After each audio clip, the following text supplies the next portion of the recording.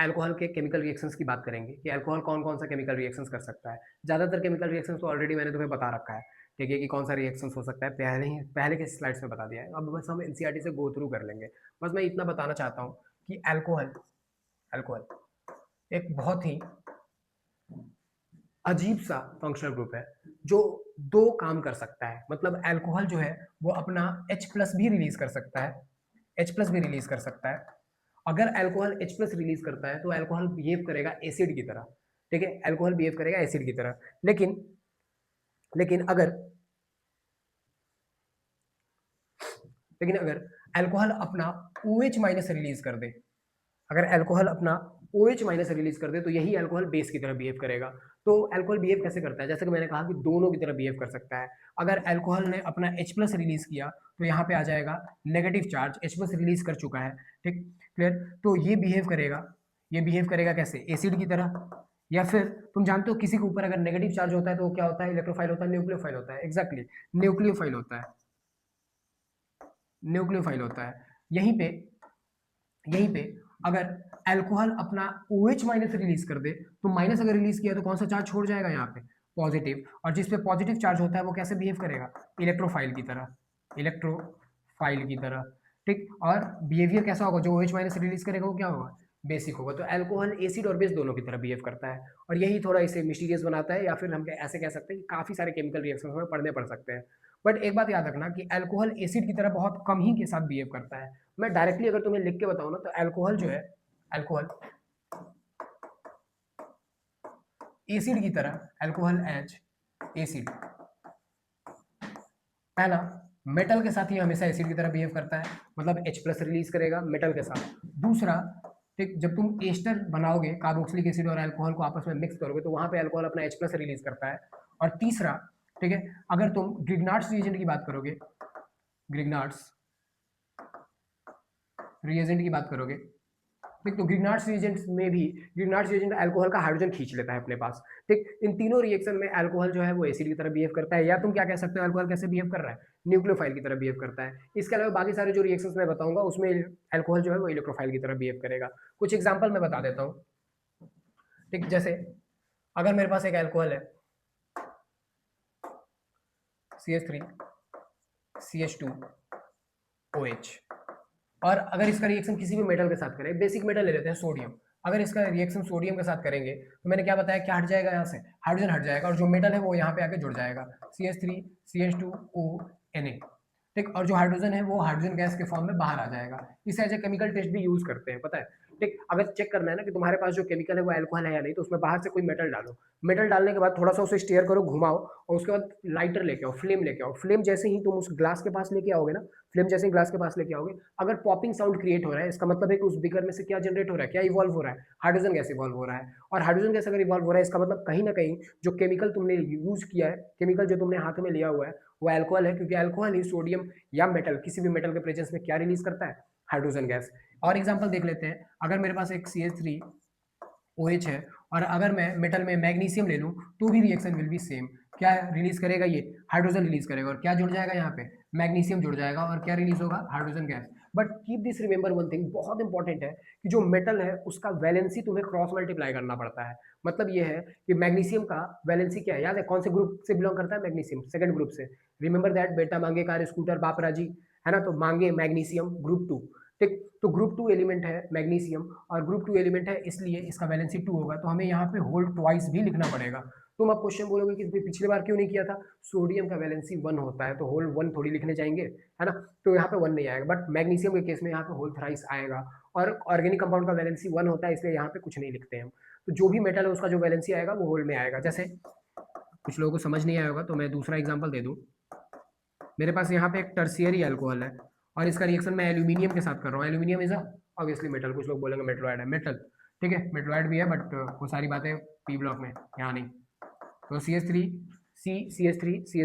O है, ओ क्या हटेगा यहाँ से, हाइड्रोजन हटेगा, क्या जुड़ेगा यहाँ पे आके, एल्यूमिनियम जुड़ेगा, हाइड्रोजन गैस बाहर, ठीक है, क्लियर। एल्यूमिनियम का वैलेंसी कितना होगा, ऑब्वियसली 3, तो यहाँ पे होल थ्राइस लिख देंगे। तो इस तरह से मेटल के साथ जो है अल्कोहल जो है वो इस तरह से रिएक्ट करता है, ठीक, ग्रिग्नार्ड्स रिएजेंट से मैंने बताया ना, ग्रिग्नार्ड्स रिएजेंट का एफिनिटी हाइड्रोजन के लिए बहुत ज़्यादा होता है, तो किसी से भी जिससे भी वो हाइड्रोजन ले सकता है ना, वो ले लेगा हाइड्रोजन।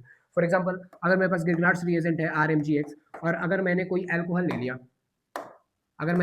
ले लिया, C2H5OH, और हम सोच रहे हैं पता नहीं क्या होगा क्या नहीं, कुछ नहीं, ये जो R माइनस है ना, R माइनस वो इसके H से रिएक्शन करके RH बना लेगा, and you have no other option left, hydrocarbon का फॉर्मेशन हो चुका है। तो यहाँ भी ग्रिग्नार्ड्स रिएजेंट जो है वो एल्कोहल से हाइड्रोजन ले लेता है। और जो तीसरा या दूसरा जो भी है, मैंने सेकंड पे लिखा था आई गेस, कि एस्टर, अभी मैं एस्टर का प्रिपरेशन बताऊंगा, तो वहाँ पे बताऊंगा कि कैसे अल्कोहल का H रिलीज करते हैं हम। इस चीज़ को हम एनसीईआरटी में भी देख लेंगे। तो अगर मैं एनसीईआरटी की बात करूँ तो यहाँ मैंने अटैच किया हुआ है, ये देखो आप।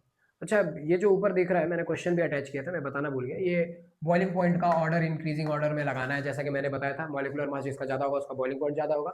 जो पहले वाला ऑप्शन दिख रहा है, पहले वाला, ठीक है, पहले वाले में जिसका मॉलिक्यूलर मास ज़्यादा दिख रहा है उसका बॉइलिंग पॉइंट जो है वो ज़्यादा होगा। अगर दो चीज़ों का मॉलिक्यूलर मास सेम है तो हम देखेंगे कि वो एल्कोहल है या नॉन एल्कोहल है। अगर वो एल्कोहल है तो उसका बॉइलिंग पॉइंट ज़्यादा होगा, नॉन एल्कोहल है तो उसका बॉइलिंग पॉइंट कम होगा। और अगर दोनों एल्कोहल है, for example CH3 CH2 CH2 OH, या CH3 CH, यहाँ OH और यहाँ CH3 दिख रहा है, ठीक। इन दोनों का मॉलिक्यूलर मास सेम है, दोनों का, ठीक, दोनों अल्कोहल भी हैं। ऐसे केस में फिर किसको हम किसका बॉइलिंग पॉइंट ज़्यादा बताएंगे? आई थिंक कि यू गेस्ड इट राइट, कि अगर मॉलिक्यूलर मास टाई होता है तो हम सरफेस एरिया मतलब ब्रांचिंग भी देखते हैं, एंड बॉइलिंग पॉइंट जो होता है वो इन्वर्सली प्रोपोर्शनल किसके होता है? ब्रांचिंग के, ठीक। तो जिसमें ब्रांचिंग है उसका बॉइलिंग पॉइंट क्या होगा? कम होगा। ऑब्वियसली दिख रहा होगा सबको, यहाँ ब्रांचिंग है, इसमें कोई ब्रांचिंग नहीं, तो इसका बॉइलिंग पॉइंट क्या हो जाएगा? कम हो जाएगा। तो पहले वाले में तुम देख लेना, एनसीईआरटी खोलो, खुद से क्वेश्चन लगाओ यार, कुछ नहीं है, बहुत आसान सा है ना, इसमें इतना रिएक्ट करने की जरूरत नहीं है कि पता नहीं क्या पूछ रहा है। पेंटेन वन है, ब्यूटेन वन है, ऑब्वियसली पेंटेन वन का बॉइलिंग पॉइंट ज्यादा होगा क्योंकि मॉलिक्यूलर मास ज्यादा है, ठीक। यहाँ मिथेनॉल है, ठीक, सबसे कम बॉइलिंग पॉइंट होगा। यहाँ इथेनॉल है, उसके पहले अरेंज कर देंगे। प्रोपेनॉल है, ब्यूटेन वन और ब्यूटेन टू ऑल, ठीक, ब्रांचिंग है ब्यूटेन टू ऑल में, तो उसका बॉइलिंग पॉइंट कम होगा। सेकंड वाले में जो मैंने लिखा था, ये वही है, कहाँ गया ये, ठीक है, मैंने बताया था कार्बोक्सिलिक एसिड, अल्कोहल, एल्डिहाइड, एथर, एल्केन, ये वही है, ये जो क्वेश्चन है एनसीईआरटी वाला, ये क्वेश्चन वही है,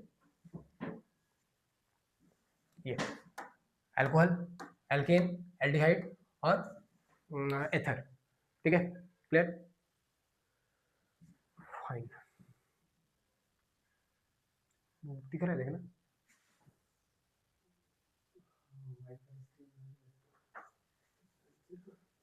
अभी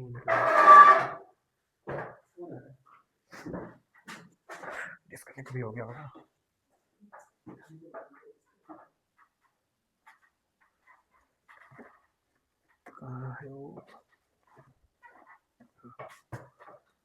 दूसरा लगा दो क्या? ये बार बार निकल रहा है, तुम्हारे टाइम भी निकल जाएगा, छोड़ो हटो, दूसरा लगा देता हूँ। अरे क्यों लगा रहे हैं अब, हम लोग क्लास थोड़ी चल रही है।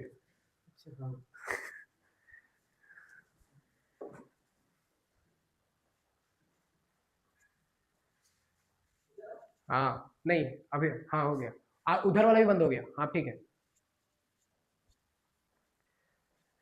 देखना फोन आया था, कनेक्टेड है वो माइक, हाँ यहाँ से तो कनेक्ट है, यहाँ से भी है, ठीक है। बस देखते रहना, स्विच ऑफ हो जाएगा तो बता देना, क्योंकि कभी भी हो जाएगा स्विच ऑफ,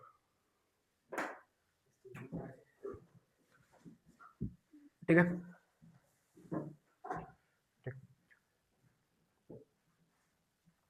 तो इस तरह से हम बॉइलिंग पॉइंट जो है वो अरेंज कर लेंगे। मैं एक्चुअल में केमिकल रिएक्शन दिखाना चाह रहा था, क्या लिखा हुआ है यहाँ पे? Alcohol act as nucleophile. जब अल्कोहल न्यूक्लियोफाइल की तरह बिहेव करेगा तो क्या रिलीज करेगा? H प्लस रिलीज करेगा, एसिड की तरह बिहेव करेगा। और इलेक्ट्रोफाइल की तरह काम करेगा तो क्या रिलीज करेगा? ऑब्वियसली OH माइनस रिलीज करेगा, दिखने गया क्योंकि H प्लस के साथ उन्होंने बॉन्ड बना के H2O बना दिया है। तो सिंपल। अगर मैं इसे अभी जो मैंने तुम्हें बताया है वो मैं अगर एनसीईआरटी में दिखाऊं तो दिख भी रहा होगा सबको कि सोडियम के साथ रिएक्शन सोडियम एल्कोक्साइड बना रहा था, एल्यूमिनियम के साथ वोल्थराइस आया है, और ये सेम कहानी जो है, ठीक है, ये सेम कहानी फिनॉल के साथ भी होगा, ठीक, सेम जो है वो फिनॉल के साथ भी होगा। ऐसा कुछ नहीं है कि अल्कोहल जो है वो नहीं करेगा बट फिनॉल जो है वो कर लेगा, या फिनॉल नहीं करेगा या अल्कोहल कर लेगा। सिंपल। देखो, अगर मेरे पास फिनॉल है और अगर मैं इसका रिएक्शन मैग्नीशियम के साथ करा दूं, क्योंकि फिनॉल मैं बोलना भूल गया, बट मैं बता देता हूँ, क्योंकि मैं फिनॉल का फिजिकल और केमिकल सारे प्रॉपर्टीज जो है वो अलग से बताऊंगा।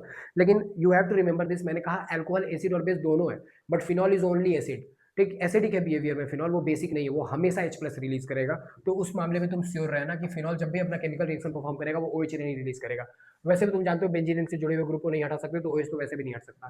तो एक ही ऑप्शन है फिनॉल के पास, वो अपना हाइड्रोजन रिमूव कर दे। हाइड्रोजन रिमूव करे मेटल के साथ, तो मेटल है तो क्या लग जाएगा यहाँ पे, मैग्नीशियम। ठीक है, तो मैग्नीशियम लग जाएगा।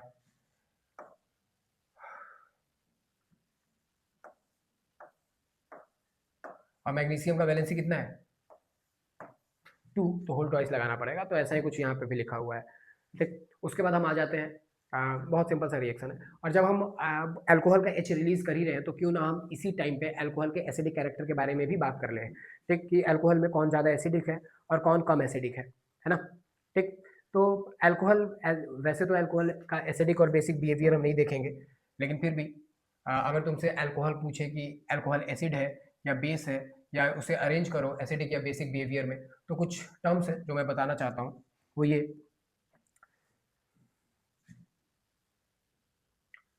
Alcohol, acidic behaviour of alcohol, acidic behaviour of alcohol. ठीक, तो समझने की कोशिश करते हैं, बहुत आसान सा टर्म है। CH3 CH2 OH, CH3 CH CH3 OH, and lastly CH3 C CH3 CH3 and OH। ये तीन है ना, primary alcohol, secondary alcohol, tertiary alcohol, कौन ज़्यादा एसिडिक है, इन तीनों में हमें ये समझने की कोशिश करना है। ठीक, याद कर लोगे ज़्यादा बढ़िया रहेगा वैसे तो, बट मैं तुम्हें बता देता हूँ कि अगर तुम्हें किसी भी चीज़ का एसिडिक या बेसिक बिहेवियर देखना है, तो सबसे बेस्ट तरीका है कि उससे जुड़े हुए ग्रुप को हटा के चेक करो कौन ज़्यादा स्टेबल है।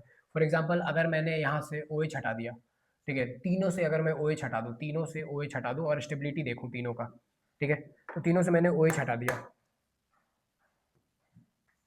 OH किस फॉर्म में हटेगा, माइनस के फॉर्म में। कौन सा चार्ज छोड़ जाएगा, पॉजिटिव। तो इन तीनों पे क्या हो जाएगा, पॉजिटिव चार्ज हो जाएगा, है ना, तीनों पे पॉजिटिव चार्ज। क्लियर, फाइन, तीनों पे पॉजिटिव चार्ज। अब मुझे ये देखना है कि इन तीनों में ज़्यादा स्टेबल कौन है। ऑब्वियसली सब लोग छूटते बोलेंगे कि ऑब्वियसली 3 डिग्री जो है वो ज़्यादा स्टेबल है as compare to 2 degree, and 2 degree ज़्यादा स्टेबल है एज कम्पेयर टू 1 डिग्री। तो ये जो कार्बोकैटायन है ये ज़्यादा स्टेबल है एज कम्पेयर टू दिस। अगर ये ज़्यादा स्टेबल है, इसका मतलब ये पहले बनेगा, है ना, पहले बनेगा। और अगर पहले बनेगा तो इसने क्या रिमूव करा था, ठीक, क्या रिमूव करा था, क्या मिटाया मैंने यहाँ से, OH मिटाया मैंने, इन तीनों जगह से OH मिटाया है। इसका मतलब है,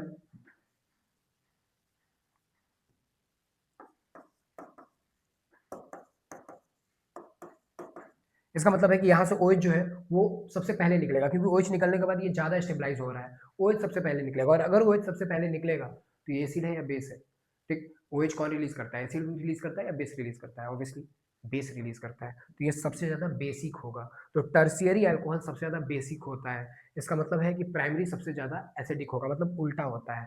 सो मैं यहाँ से लिख सकता हूँ कि प्राइमरी अल्कोहल जो है, प्राइमरी अल्कोहल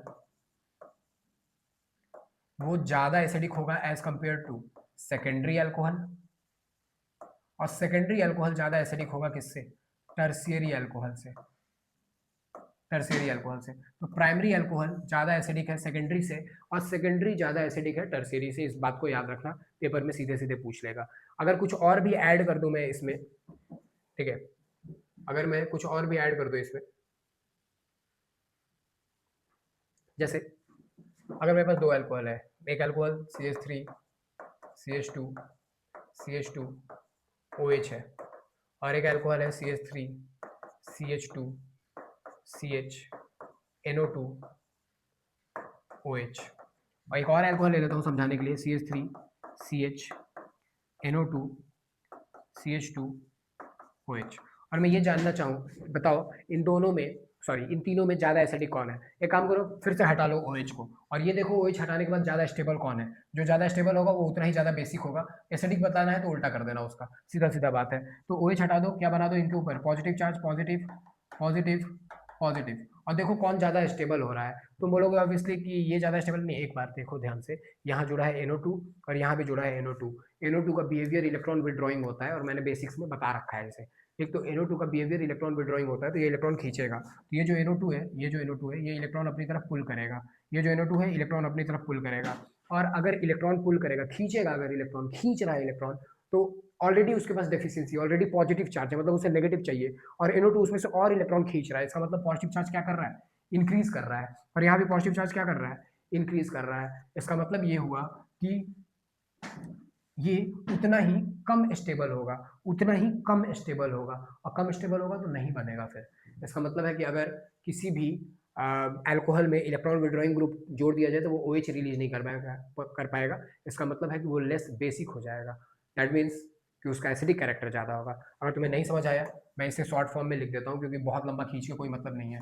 अगर अल्कोहल तुम्हें दिखाई दे रहा है, अल्कोहल, और अगर अल्कोहल में जुड़ा हुआ है इलेक्ट्रॉन विथड्रॉइंग ग्रुप, कौन होता है electron withdrawing group, electron withdrawing group जैसे कि NO2, CN, chlorine, bromine and ETC।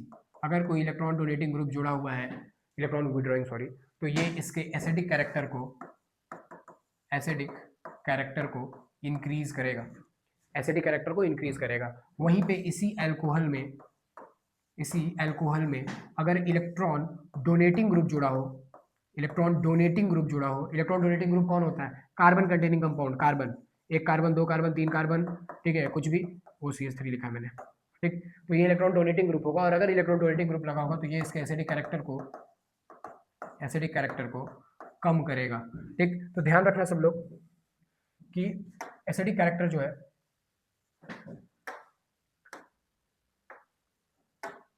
Acidic character वो डिपेंड करेगा कि अल्कोहल पे क्या जुड़ा हुआ है, इलेक्ट्रॉन विड्रॉइंग ग्रुप जुड़ा हुआ है या इलेक्ट्रॉन डोनेटिंग ग्रुप जुड़ा हुआ है। तो अगर इलेक्ट्रॉन डोनेटिंग ग्रुप होगा, तो वो एसिडिक कैरेक्टर कम करेगा, अगर इलेक्ट्रॉन विड्रॉइंग ग्रुप होगा तो वो एसिडिक कैरेक्टर बढ़ाएगा। Keep this remember, very very important term. तो हम कहाँ थे, हम थे एसिडिक बिहेवियर ऑफ अल्कोहल पे, ठीक है। अब चलते हैं आगे। यहाँ पे एक बहुत इंपॉर्टेंट सा पॉइंट है, कि अल्कोहल जो है वो एसिड है या बेस है। मैं बार बार उसी के बारे में बात कर रहा हूँ। एनसीईआरटी लिखता है that alcohols are weaker acid than water. Alcohol जो है वो बहुत ही वीक एसिड है एज कंपेयर टू वाटर, ठीक। Alcohols are weaker acid than water, दिख रहा है यहाँ पे, ठीक, clear. Weaker acid than water, क्यों अल्कोहल वीकर एसिड है वाटर से, पेपर में आता भी है। याद रखना कि अगर अल्कोहल से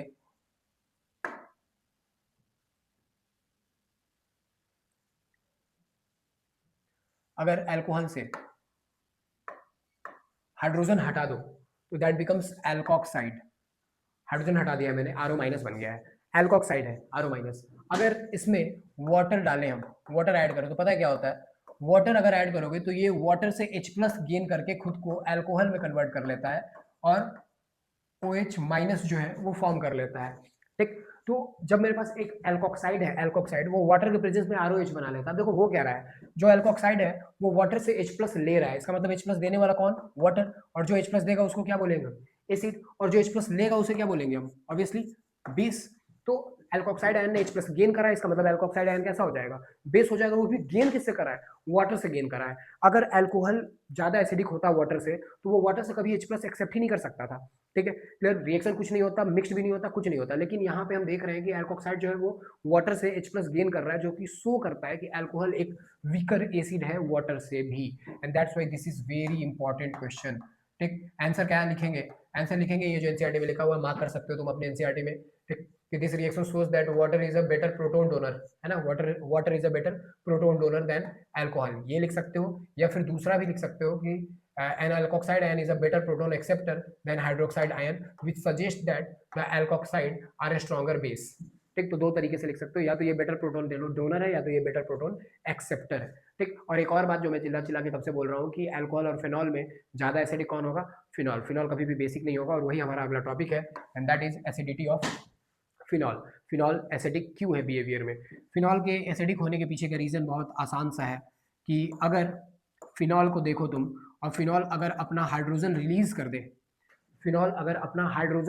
दे, ठीक, तो O के ऊपर कौन सा चार्ज आ जाएगा, नेगेटिव चार्ज आ जाएगा, ठीक। और जैसे ही नेगेटिव चार्ज आएगा, तुम देखो ये जो नेगेटिव चार्ज है, this becomes delocalized in the benzene ring, ठीक। Double bond, single bond, charge, है ना, याद है resonance, third lecture, resonance, double bond, single bond, charge. तो ये जो नेगेटिव चार्ज है ये डीलोकलाइज हो जाएगा बेंजीन रिंग में। मतलब ये कि ये जो नेगेटिव चार्ज ऑक्सीजन पे दिख रहा है ये बस तुम्हें दिख रहा है, एक्चुअल में यहाँ पे कोई नेगेटिव चार्ज है नहीं, वो नेगेटिव चार्ज बेंजीन रिंग में कंटिन्यूअसली घूम रहा है और ये इसे स्टेबलाइज करता है। ठीक, delocalization of any charge makes any compound more stable, ठीक, as compare to localization of charge. तो जैसे ही ये चार्ज पूरे रिंग में घूमने लगेगा तो ये बहुत ही ज्यादा स्टेबल हो जाएगा, और स्टेबिलिटी गेन करने के लिए ही ये फिनॉल अपना हाइड्रोजन रिलीज कर देता है, क्योंकि H चला जाएगा तो ही इसे स्टेबिलिटी मिलेगा डीलोकलाइजेशन की वजह से। That's why phenol act as acid. Whereas in case of alcohol, अगर नेगेटिव चार्ज, अगर हाइड्रोजन रिलीज कर दिया एल्कोहल तो जो नेगेटिव चार्ज आएगा वो कहीं डीलोकलाइज नहीं होगा, दैट इज एक्चुअल में localized on this oxygen atom, and localization of this negative charge on oxygen atom makes this compound unstable, and that's why alcohol can't release its H. ठीक, अल्कोहल अपना hydrogen release नहीं करेगा क्योंकि ये इसे unstable कर देता है due to localization of negative charge on oxygen atom. That's why phenol जो है वो ज्यादा एसिडिक है अल्कोहल से, या फिर उल्टा भी कह सकते हैं कि फिनोक्साइड आयन ज्यादा स्टेबल है एल्कोक्साइड आयन से। ठीक, रीजन क्या है, delocalization of negative charge in the benzene ring, localization of negative charge on the oxygen atom. Answer कहां मिलेगा तुम्हें, ये दिख रहा है ये पूरा पोर्शन, ये। ठीक, और इसका आंसर यहां लिखा हुआ है,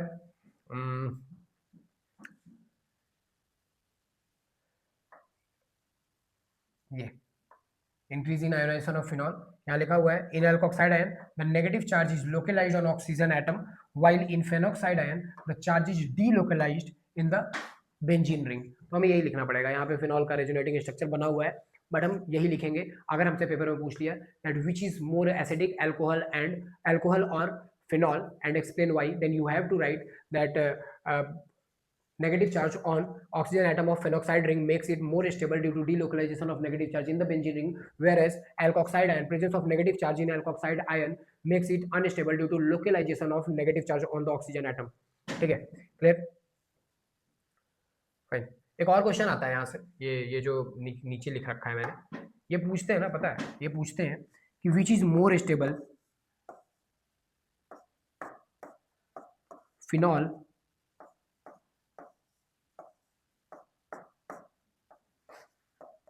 और phenoxide ion, which is more stable, phenol और फेनोक्साइड आयन। तो एक्चुअल में देख के किसी को भी लगेगा कि इस पे तो कोई चार्ज नहीं है और इस पे तो एक चार्ज है, तो किसी पे चार्ज जो है वो उसे अनस्टेबल कर देगा, बट एक्चुअल में this phenoxide ion is more stable as compare to phenol. और ये पेपर में पूछता है कि why phenoxide ion is more stable than phenol. Reason is very clear, reason is very simple, कि ये जो नेगेटिव चार्ज है ये डीलोकलाइज्ड है रिंग में, ये तुम्हें दिख यहाँ रहा है बट एक्चुअल में ये पूरे रिंग में है। ठीक, अब यहाँ पे एक क्वेश्चन और आता है कि डीलोकलाइजेशन तो यहाँ भी है। ठीक, और क्वेश्चन भी पूछता है कि although there is delocalization of negative charge in the phenol and phenoxide ion both, but still why phenoxide ion is more stable than phenol. Answer इसका रेजोनेंस में छुपा है। ध्यान से देखो, रेजोनेंस सबको दिख रहा होगा, जब तुम फिनॉल का रेजोनेंस देखते हो तो फिनॉल का रेजोनेंस में ऑक्सीजन पे पॉजिटिव चार्ज नजर आ रहा होगा तुम्हें, सारे ऑक्सीजन पे तुम्हें पॉजिटिव चार्ज नजर आ रहा होगा, है ना। ठीक, और उसी में नेगेटिव चार्ज भी नजर आ रहा होगा, मतलब एक ही कंपाउंड में दो charge, positive at oxygen and negative at ortho and para position, clear.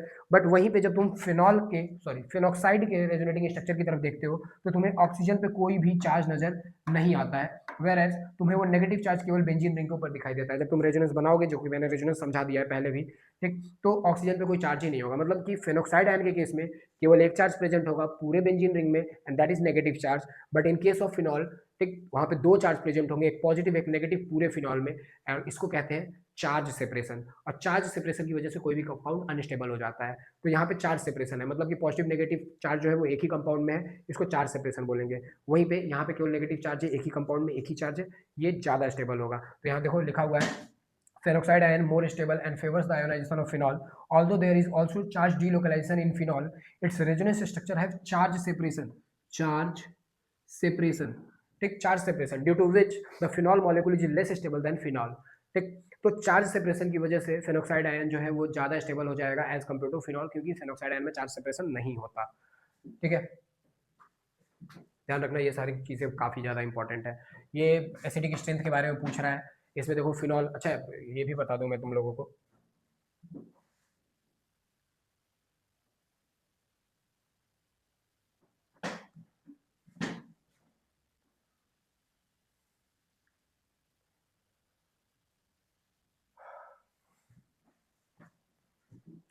ठीक, तो ये फिनॉल के केस में अगर मैं तुम्हें बताऊं एसिडिक बिहेवियर, तो याद रखना कि फिनॉल में मैं लिख देता हूं यहाँ पे, presence of electron withdrawing group at ortho या para position increases the acidic strength of phenol। और यही तो हुआ था अल्कोहल में भी। अल्कोहल में जब हमने इलेक्ट्रॉन विड्रॉइंग ग्रुप जोड़ा था तो उसका एसिडिक कैरेक्टर को क्या कर रहा था, इंक्रीज कर रहा था। वैसे ही फिनॉल के केस में भी अगर तुमने ऑर्थो और पैरा पोजीशन पे इलेक्ट्रॉन विड्रॉइंग ग्रुप को जोड़ा तो ये एसिडिक स्ट्रेंथ को इंक्रीज करेगा। कुछ लोग बोलेंगे why at ortho and para, and answer lies in resonating structure, जो मैंने बेसिक्स में भी बताया, वापस बता देता हूँ यहाँ पे। तुम देखो मैं पूरा रेजोनेशन नहीं बताऊंगा, बस तुम्हें एक्सप्लेन कर रहा हूँ। नेगेटिव चार्ज एक्चुअल में प्रेजेंट है कहाँ, ऑर्थो फिर पैरा फिर ऑर्थो। क्या मेटा पे नेगेटिव चार्ज है क्या? नहीं। तो जहां नेगेटिव चार्ज मिल ही नहीं रहा है वहां जाओगे तो नेगेटिव चार्ज मिलेगा कैसे? अगर कोई किसी को नेगेटिव चार्ज चाहिए है ना, कोई नेगेटिव चार्ज चाहता है और जाके मेटा पे बैठा हुआ है तो उसे नेगेटिव चार्ज मिलेगा ही नहीं, क्योंकि नेगेटिव चार्ज तो बट ऑर्थो और पैरा पे रहा है, तो बट रहा है ऑर्थो पैरा पे, जाके बैठे हुए हैं मेटा पे। ठीक है, क्लियर? तो ध्यान रखें कि ऑर्थो पैरा की जगह पे मेटा पे इलेक्ट्रॉन डेंसिटी बिल्कुल भी नहीं होता। और NO2 एक इलेक्ट्रॉन विड्रॉइंग ग्रुप है, तो NO2 इलेक्ट्रॉन विड्रॉ वहीं से कर पाएगा जहां से इलेक्ट्रॉन मिलेगा। NO2 को मेटा पे इलेक्ट्रॉन ही नहीं मिलेगा तो NO2 अपना इफेक्ट ही नहीं दिखा सकता। रिमेंबर दैट क्वेश्चन इन हेलोएरिन की why NO2 can't show its effect on meta position, वही बात है। तो यहाँ भी केवल ऑर्थो और पैरा पोजीशन पे अगर प्रेजेंट रहेगा क्या, electron withdrawing group just like NO2 Cl fluorine CN anything increases it's acidic behaviour. ठीक है, लेकिन अगर तुमसे कोई पूछ ले कि ऑर्थो नाइट्रोफिनॉल और पैरा नाइट्रोफिनॉल में ज्यादा एसिडिक कौन है, ये पूछ ले, ये एक्सपेरिमेंटल डाटा है। ये एक में NO2 ऑर्थो पे जुड़ा हुआ है, एक में NO2 पैरा पे जुड़ा हुआ है। अगर तुमसे पूछ ले कि इन दोनों में ज्यादा एसिडिक कौन है, तो तुम्हें डेटा याद रखना पड़ेगा, इसे एक्सप्लेन नहीं कर पाएंगे हम। NO2 का प्रेजेंस जो है वो एसिडिक कैरेक्टर बढ़ाता है, NO2 का प्रेजेंस एसिडिक कैरेक्टर बढ़ाता है। ऑर्थो पे रहना चाहिए, ऑर्थो पे है, पैरा पे रहना चाहिए, पैरा पे है, दोनों सेम साउंड करता है। लेकिन अगर तुम डेटा वाइज देखो तो ऑर्थो नाइट्रोफेनॉल का पीके 7.2 है और पैरा नाइट्रोफेनॉल का पीके जो है वो 7.1 है, 7.1 है। ठीक है, 7.2 और 7.1। पीके ए जो है वो इन्वर्सली प्रोपोर्शनल होता है एसिडिक कैरेक्टर का, मतलब जिसका पीके का वैल्यू ज्यादा दिख रहा है ना वो लेस एसिडिक है। ठीक है, इसका मतलब है कि ऑर्थो नाइट्रोफेनॉल लेस एसिडिक है पैरा नाइट्रोफेनॉल से, तो ये ज़्यादा एसिडिक होगा, ये बात याद रखना। बाकी तो तुम इसे अरेंज कर लोगे यार, बहुत आसान सा है। 3 नाइट्रोफिनॉल 3 5 नाइट्रोफिनॉल चेक कर लेना खुद से। ठीक है, ठीक है। अच्छा, यहाँ से एक क्वेश्चन और आता है दिमाग में मेरे,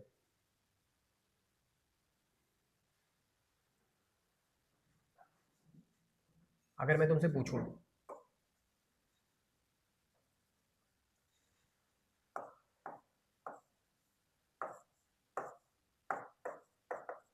फिनॉल और मेटा नाइट्रोफिनॉल में कौन ज़्यादा एसिडिक है। अब अभी मैंने बताया कि NO2 जो है वो अपना इफेक्ट किस पे शो नहीं कर सकता, मेटा पे नहीं शो कर सकता, तो NO2 अपना इफेक्ट मेटा पे शो नहीं करेगा। ठीक है, और यहाँ पे तो NO2 है ही नहीं, तो इसका मतलब है दोनों का बेसिक एसिडिक बिहेवियर जो है वो ऑलमोस्ट क्या होगा, सेम होगा। ऑब्वियसली सेम होगा, लेकिन फिर भी अगर हमसे पेपर में पूछ ले कि नहीं मुझे बताओ कि इन दोनों में ज़्यादा एसिडिक कौन होगा, तो ऑलवेज रिमेंबर दिस कि समहाउ यहाँ पे एक इलेक्ट्रॉन विड्रॉइंग ग्रुप तो है कम से कम। ठीक, तो जब हमें अरेंज ही करना है तो हम इसको ज़्यादा एसिडिक मानेंगे एज कम्पेयर टू दिस। ठीक, मैं इसको कहता हूँ स्टूडेंट्स को समझाने के लिए that something is better than nothing. ठीक, तो वैसे तो NO2 can't show its effect on meta position, but still presence of NO2 ठीक makes it more acidic as compare to this. तो हम जब अरेंज करना होगा इंक्रीजिंग डिक्रीजिंग में तो हम मेटा वाले को ज्यादा दिखा देंगे जिसमें कुछ नहीं जुड़ा हुआ है। लेकिन अगर इन दोनों के कंपेयर में इसे कंपेयर करना हो तो ऑब्वियसली इसे सबसे लास्ट में रखेंगे। ठीक, ये लेस एसिडिक है क्योंकि NO2 can't show its effect on ortho and sorry can't show its effect on meta position. ठीक, उसके बाद आ जाता है हमारे पास एस्टरिफिकेशन।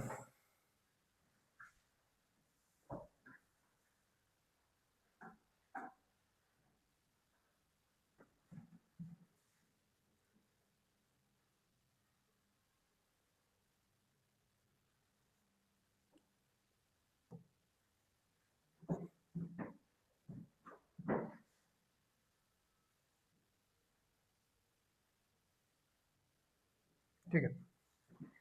एस्टरिफिकेशन की अगर मैं बात करता हूँ कि एस्टर कैसे प्रिपेयर करेंगे, जैसा कि सबको पता है कि एस्टर के प्रिपरेशन के लिए हमारे पास एक अल्कोहल होना चाहिए और एक कार्बोक्सिलिक एसिड होना चाहिए। तो हमारे पास एक अल्कोहल होना चाहिए ROH और हमारे पास एक कार्बोक्सिलिक एसिड होना चाहिए RCOOH। और रिएक्शन परफॉर्म करने के लिए हमारे पास बस होना चाहिए थोड़ा सा एसिड मिल जाए तो काम बन जाएगा। ठीक, जैसा कि मैंने बताया था कि अल्कोहल जो है वो अपना H+ रिलीज करेगा किस केस में, एस्टर के केस में।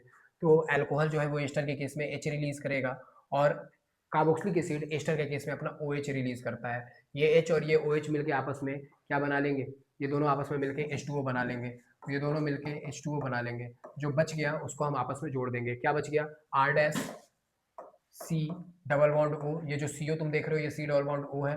ठीक, और क्या बच गया यहाँ पे OR। R से मत जोड़ देना, पता चला कि जैसा दिख रहा है वैसा ही जोड़ रहे हैं। कह रहे हैं कि मैंने ही कहा था कि ऑर्गेनिक बहुत आसान है, बहुत आसान है, जैसा दिख रहा है वैसा कर दो, पता चला दिखा R से जोड़ दिए। R से नहीं, H जुड़ा है, सॉरी H हटा यहाँ से तो O की तरफ से जोड़ेंगे। जहाँ से कोई चीज़ रिमूव हुआ है चार्ज वहीं डेवलप हुआ होगा, तो ये बन जाएगा, सॉरी R लिख दिया मैंने, H लिख दिया मैंने R की जगह पे। This becomes your ester. तो यहाँ से फॉर्म हो जाता है एस्टर। ठीक है, क्लियर। तो यहाँ से बन जाएगा एस्टर। ये पहला रिएक्शन था। दूसरा और भी है, हाँ एक्चुअल में देखो कार्बोक्सिलिक एसिड और अल्कोहल मिलके हमेशा ना एस्टर ही बनाता है। ठीक, लेकिन कुछ ऐसे कंपाउंड्स भी है ना जो दिखते कार्बोक्सिलिक एसिड की तरह नहीं है, लेकिन जैसे ही तुम उसे यूज करोगे ना वो खुद को कार्बोक्सिलिक एसिड में कन्वर्ट जरूर कर लेंगे। मैं बात कर रहा हूँ एसिटिक एनहाइड्राइड की, CH3C double bond O C double bond O CH3, ये है हमारे पास एक एसिटिक एनहाइड्राइड। और जब हम इसका रिएक्शन अल्कोहल के साथ करते हैं ना, अल्कोहल के साथ, तो ये क्या करता है, ये जो तुम देख रहे हो ये खुद के बॉन्ड को बहुत आसानी से ब्रेक कर लेता है। ठीक है, मैं इसे इस वाले लाइन से दिखा देता हूँ। ये इस बॉन्ड को बहुत आसानी से ब्रेक कर देता है क्योंकि ये स्टेबल नहीं होता। ये चाहता है कि ये बॉन्ड टूट जाए, और ये बॉन्ड जब टूटेगा ना, ये बॉन्ड यहाँ आएगा माइनस चार्ज और यहाँ क्या आएगा प्लस चार्ज। ये माइनस आने की वजह से ये रेजोनेंस कर सकता है, इसलिए बॉन्ड आसानी से टूट जाता है और ये समवॉट किसकी तरह बिहेव करने लग जाएगा, कार्बोक्सिलिक एसिड की तरह। तो कार्बोक्सिलिक एसिड की तरह ये बिहेव करता है। ये जो पूरा पोर्शन तुम देख रहे हो ये carboxylic acid CH3C double bond OH और H2O यूज होता ही है इसमें।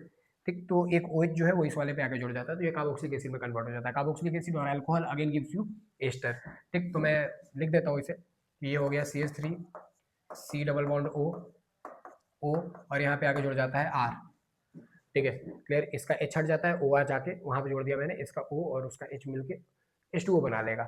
ठीक है, ये NCERT अगर देखोगे तो इसे NCERT शॉर्ट फॉर्म में लिखता है कि CH3CO whole twice O plus ROH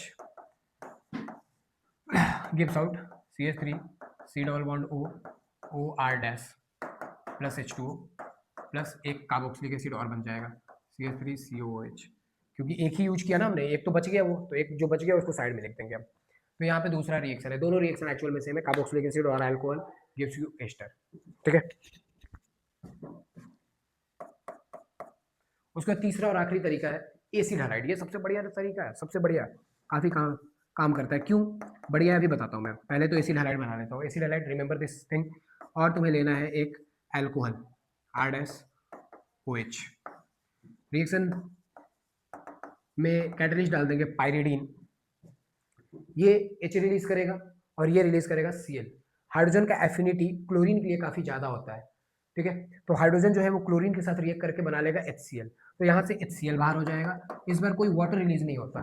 ठीक है, कोई वाटर रिलीज नहीं होता तो बन जाता है HCl। क्या बच गया यहाँ पे, R बच गया, C डबल बॉन्ड O बच गया। ठीक है, C डबल बॉन्ड O बच गया, यहाँ क्या बच गया O, और क्या बच गया R'। ठीक, क्लियर। अब अगर तुम ध्यान से देखो ना तो इन सारे रिएक्शंस में मैंने ये वाला एरो यूज किया, बट इसमें यूज नहीं करा। यही बताना था मुझे कि ये रिएक्शन बढ़िया रिएक्शन है। क्यों बढ़िया रिएक्शन है, एक्चुअल में presence of water makes ester, ठीक है, shift in backward direction. H2O के प्रेजेंस में एस्टर जो है वो खुद को वापस से अल्कोहल और कार्बोक्सिलिक एसिड में कन्वर्ट कर लेता है, क्योंकि ester is not a stable functional group. ठीक है, small amount of water makes या shifts this reaction in backward direction and again you will get your alcohol and carboxylic acid as a product। तो तुम alcohol और carboxylic लेके आए थे 2 beaker में दौड़ते हुए कि मैं तो आज एस्टर बनाऊंगा, अब बढ़िया उसे यूज करूंगा एज अ परफ्यूम, क्योंकि एस्टर के पास फ्रूटी स्मेल होता है, परफ्यूम में यूज होता है। ठीक है, सोडियम बेंजोएट वगैरह सब यूज होता है। तो जैसे इन दोनों बीकर को मिक्स करोगे तुम्हें मिल जाएगा एस्टर, फ्रूटी स्मेल आएगा, तुम खुश रहोगे। लेकिन एक्चुअल में जैसे ही एस्टर बनता है उसमें जो बाई प्रोडक्ट में जो H2O बनता है उसे तुम्हें तुरंत रिमूव करना पड़ेगा, कि अगर तुमने उस H2O को रिमूव नहीं करा तो वो H2O तुम्हारे इस रिएक्शन को बैकवर्ड डायरेक्शन में शिफ्ट कर देगा। ठीक, and there is a question in boards examination कि why it is necessary to remove H2O during the preparation या formation of ester as soon as possible. ठीक, आंसर इज वेरी सिंपल कि if presence of a small amount of H2O shift this ester in backward direction and we will get again alcohol and carboxylic acid as a product in both these reaction। ये possibility है, लेकिन last वाले में ये possibility नहीं है क्योंकि इसमें कोई H2O का फॉर्मेशन नहीं होता और ना ही ये कार्बोक्सिलिक एसिड से मिलने से बना है। दैट्स वाई ये काफी इंपॉर्टेंट रिएक्शन है। ठीक है,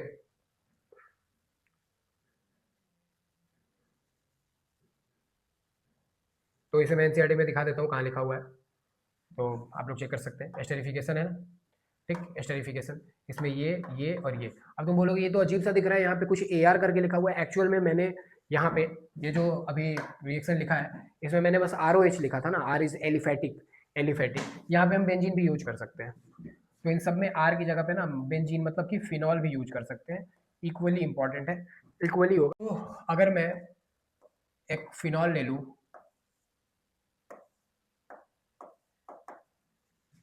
ठीक है, मैं यहाँ पे कुछ और लिख देता हूँ, फॉर एग्जांपल मैं लिख देता हूँ COH और यहाँ पे लिख देता हूँ फिनॉल का OH। अगर मेरे पास यहाँ पे CH3 COOH मिल जाए मुझे, फिनॉल का H दिख रहा है, इसका OH दिख रहा है, इसका क्या हटा दोगे H, इसका क्या हटा दोगे OH और जोड़ दोगे इसके ऊपर, कैसा दिखाई देगा ये दिखेगा बेंजीन रिंग, इसके ऊपर COH, यहाँ पे आएगा क्या O पे क्या आएगा C डबल बॉन्ड O और CH3 एस्टर, अगेन एस्टर, ठीक, OCH3। This process is known as, ठीक है, addition of acetyl group. Acetyl group क्या होता है? एसिटाइल ग्रुप होता है CH3 C double bond O, ठीक है। Addition of acetyl group is known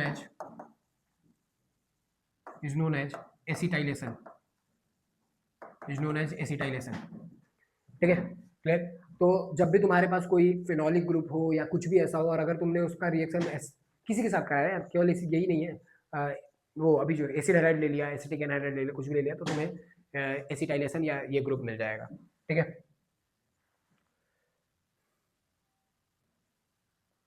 ठीक है, अच्छा, सेम टाइम पे मैं एक और चीज़ बता देना चाहता हूँ, जब मेरा ये स्लाइड खुला ही है तो एक और चीज़ बता देता हूँ मैं।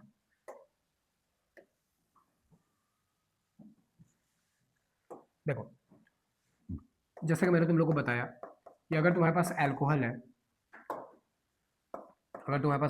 है, और अगर तुमने इस अल्कोहल को हीट कर दिया, कितने टेम्परेचर पे? 443 केल्विन टेम्परेचर पे H+ डाल के। You have to remember this temperature. अगर तुमने 443 केल्विन टेम्परेचर पे H+ डाल के इसे हीट कर दिया, गर्म किया, तो यहाँ से OH हटेगा, ठीक है, अब बगल वाले कार्बन से हाइड्रोजन हटेगा और बीच में बनेगा डबल बॉन्ड, ठीक। मैं बात कर रहा हूँ डिहाइड्रेशन ऑफ अल्कोहल की, ठीक है, डिहाइड्रेशन ऑफ अल्कोहल।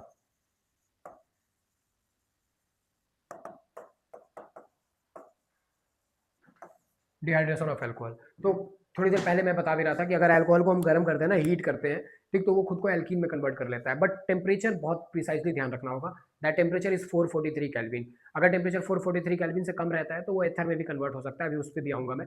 बट यहाँ पे डिहाइड्रेशन ऑफ अल्कोहल जो है वो तुम्हें क्या देगा? एल्कीन देगा। यू हैव टू रिमेंबर कि मैं 443 केल्विन टेम्परेचर की बात कर रहा हूँ, ठीक है, क्लियर। हाँ, अगर सेकेंडरी अल्कोहल है या टर्शियरी अल्कोहल है तो चीज़ें थोड़ी कम हो सकती हैं। कैसे कम हो सकती है? देखो, यही याद रखना, 443 kelvin H+ and nothing else, heat कर दो, वाटर बाहर आ जाएगा। लेकिन एनसीईआरटी कहता है कि इसे कम भी किया जा सकता है ना। क्यों ही करना कम, जो हम याद कर लेंगे वही लिख देंगे पेपर में, कोई दिक्कत नहीं है, ठीक है, क्लियर। बस मैं तुम्हें बता देता हूँ कि यहाँ पे लिखा हुआ है एनसीईआरटी में कि अगर तुम्हारे पास सेकेंडरी अल्कोहल है, दिख रहा है सेकेंडरी अल्कोहल, तो वो कहते हैं कि टेम्परेचर थोड़ा कम रख दोगे तो भी रिएक्शन हो जाएगा। देख लो कितना कम है टेम्परेचर, 443 से इन्होंने कितना कर दिया, 440, बहुत टेम्परेचर कम हो गया है ना। इसलिए मैंने कहा था कि एक चीज़ याद रख लो, कोई मतलब नहीं बनता है। तो एस्टरिफिकेशन के बाद हम देखेंगे अल्कोहल का ऑक्सीडेशन, ठीक है, कि अल्कोहल का ऑक्सीडेशन कैसे करते हैं। अभी मैंने पिछले वीडियो में ही बताया था कि अल्कोहल का ऑक्सीडेशन करेंगे तो हमें क्या मिलेगा, एल्डिहाइड मिलेगा, और एल्डिहाइड का ऑक्सीडेशन हमें क्या देगा, कार्बोक्सिलिक एसिड देगा।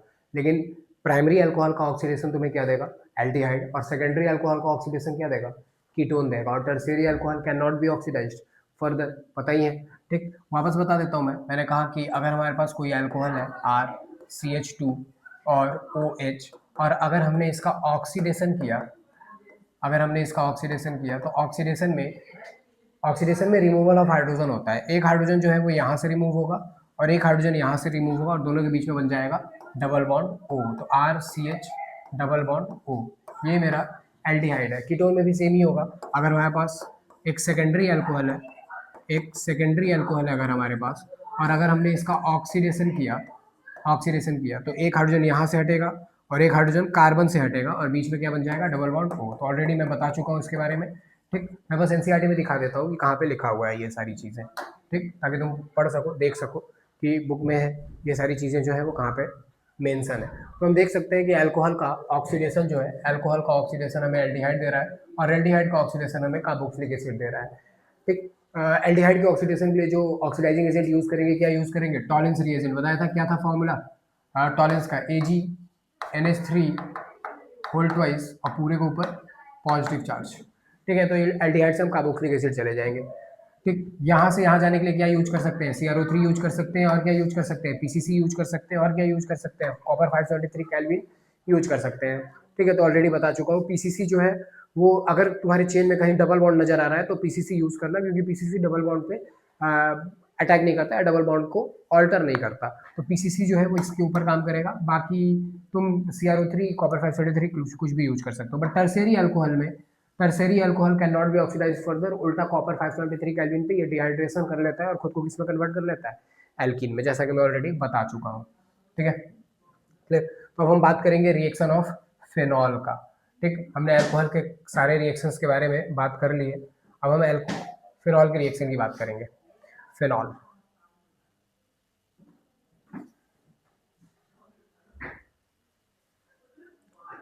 ठीक है। सो फिनॉल के रिएक्शन की अगर मैं बात करता हूँ, सबको पता है फिनॉल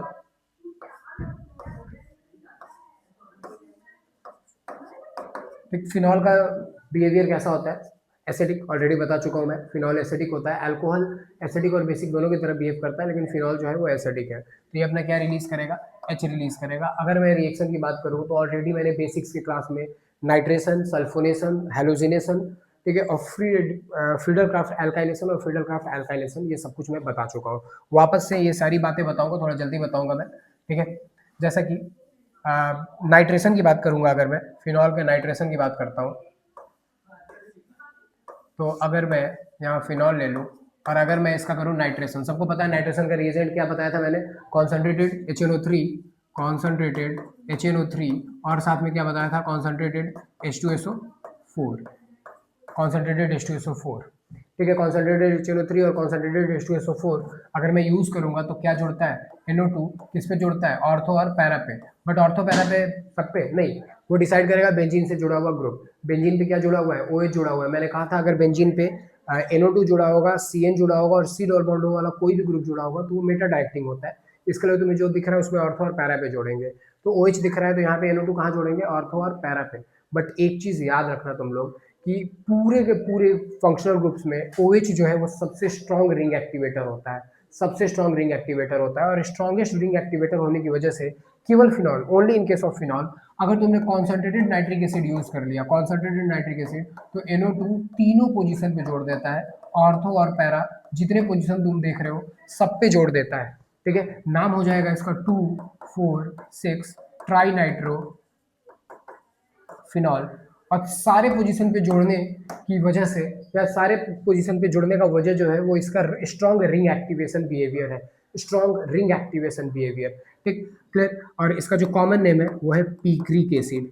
बहुत बार बोर्ड्स में पूछा हुआ है, बहुत बार, that how will you convert phenol into picric acid, how will you convert phenol into picric acid. बहुत लोग पीक्रिक एसिड का नाम भी नहीं जानते हैं, कॉमन नेम है, याद करना पड़ेगा, दैट इज 2,4,6 ट्राइनाइट्रोफिनॉल। और बनता कैसे है, जब भी हमारे पास कोई फिनॉल हो और उसमें अगर हम कॉन्सेंट्रेटेड नाइट्रिक एसिड यूज करें तो वो ऑर्थो पैरा में जोड़ने की जगह पे तीनों पे जोड़ देता है। ठीक है, that is your 2,4,6 trinitrophenol known as picric acid. अगर हमें ऑर्थो और पैरा पे जोड़ना है तो हमें HNO3 को डाइल्यूट लेना पड़ेगा। तो अगर हम यहाँ पे डाइल्यूट लेते हैं HNO3 को, अगर हमारे पास फिनॉल है और अगर हम डाइल्यूट HNO3 लें, डाइल्यूट HNO3 अगर हम यूज़ करें तो हमें ऑर्थो और पैरा वाला प्रोडक्ट मिलेगा। ठीक, ध्यान रखना डाइल्यूट जो है वो केवल और केवल फिनॉल में यूज़ करेंगे, बाकी सब में कॉन्सेंट्रेटेड ही लेते हैं ऑर्थो और पैरा बनाने के लिए। फिनॉल में क्योंकि ring strong ring activating behaviour दिखाता है वो, इसलिए NO2 जो है वो तीनों पे जुड़ जाता है। डाइल्यूट लेंगे तो 2 पे जुड़ेगा। This is minor and this is major. ठीक है, क्लियर। अच्छा, तुम लोग को पता ही होगा कि ये जो है ये एक ही बीकर में बनते हैं, है ना। ये कितना परसेंट बताया था मैंने, ये ऑलमोस्ट 19% बनता है और ये ऑलमोस्ट कितना परसेंट बनता है, 81% बनता है। 81%, 19%, एक ही बीकर में दोनों बनता है, एक ही बीकर में दोनों बनता है। क्वेश्चन इज कि आखिर इन दोनों को सेपरेट कैसे करेंगे, कैसे ऑर्थोनाइट्रोफिनॉल को पैरानाइट्रोफिनॉल से सेपरेट करेंगे। दोनों को एक ही में यूज कर लेंगे? नहीं, ठीक है, दोनों को एक ही में नहीं यूज कर सकते हम, ठीक है, क्योंकि दोनों का केमिकल और फिजिकल प्रॉपर्टीज बिल्कुल डिफरेंट है। तो हमें दोनों को सेपरेट करना पड़ेगा। याद रखना, पूरे ऑर्गेनिक केमिस्ट्री में जितना पैसा कंपाउंड के या प्रोडक्ट के फॉर्मेशन में नहीं लगाते हम, उससे ज़्यादा पैसा हमें उन्हें सेपरेट करने में लग जाता है। सेपरेटिंग टेक्निक बहुत कॉस्टली है। ठीक, तो आखिर इस बीकर में से दोनों को हम सेपरेट कैसे करेंगे? इन्हें सेपरेट करने के लिए जो तरीका यूज किया जाता है, एक वो एनसीईआरटी में मेंशन है कि this two can be separated by using steam distillation method. ध्यान रहे, जो भी बता रहा हूँ सारे के सारे बहुत इंपॉर्टेंट है। This two can be separated by steam distillation method. होता क्या है, जो ऑर्थोनाइट्रोफिनॉल है, ऑर्थोनाइट्रोफिनॉल वो स्टीम वोलेटाइल होता है, वहीं पे पैरानाइट्रोफिनॉल स्टीम वोलेटाइल नहीं होता। क्यों नहीं होता, इसे इस डायग्राम से समझ लेते हैं हम। यहाँ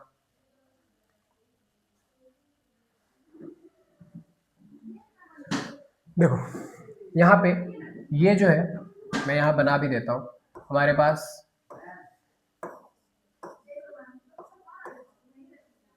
ये OH है, ठीक है, क्लियर।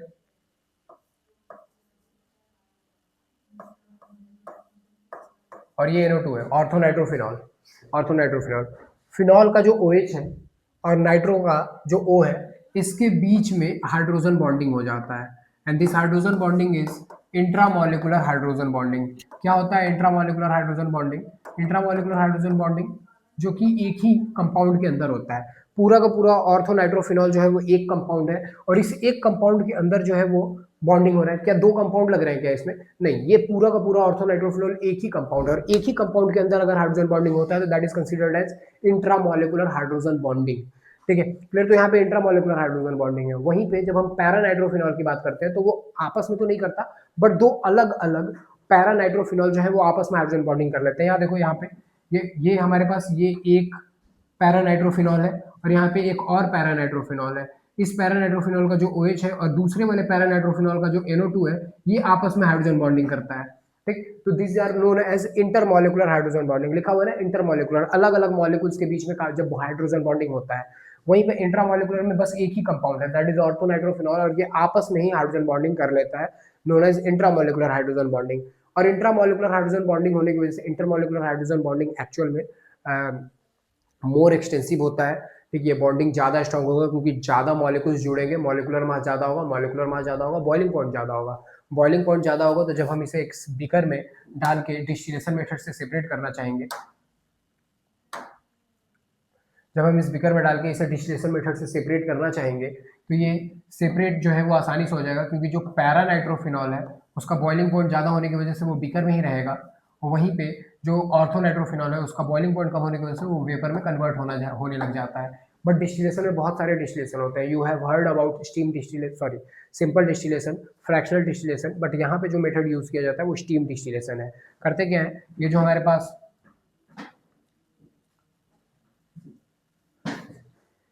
ये जो हमारे पास ऑर्थोनाइट्रोफिनॉल है, ऑर्थोनाइट्रोफिनॉल जो इंट्रामोलिकुलर हाइड्रोजन बॉन्डिंग करता है, वो स्टीम के साथ अच्छे से मिक्स हो जाता है और वेपर के साथ बाहर आ जाता है। तो यहाँ पे अगर तुम बुक देखो तो बुक में लिखा हुआ है the ortho and para isomer can be separated by steam distillation. ठीक, ऑर्थोनाइट्रोफिनॉल इज स्टीम वोलेटाइल। जैसा कि मैंने कहा ऑर्थोनाइट्रोफिनॉल स्टीम वोलेटाइल है। किसकी वजह से स्टीम वोलेटाइल है? Due to intramolecular hydrogen bonding. और paranitrophenol is less steam volatile due to intermolecular hydrogen bonding. ठीक है, तो याद रखना ये बहुत इंपॉर्टेंट क्वेश्चन है, that how will you separate orthonitrophenol and paranitrophenol from beaker by using steam distillation method. How can you separate this? Because orthonitrophenol is steam volatile whereas paranitrophenol is not steam volatile, ठीक है, due to intermolecular hydrogen bonding. खैर ये मैंने बता ही दिया तुम्हें कि अगर तुम कॉन्सनट्रेटेड HNO3 यूज करोगे तो तीनों पे जुड़ेगा।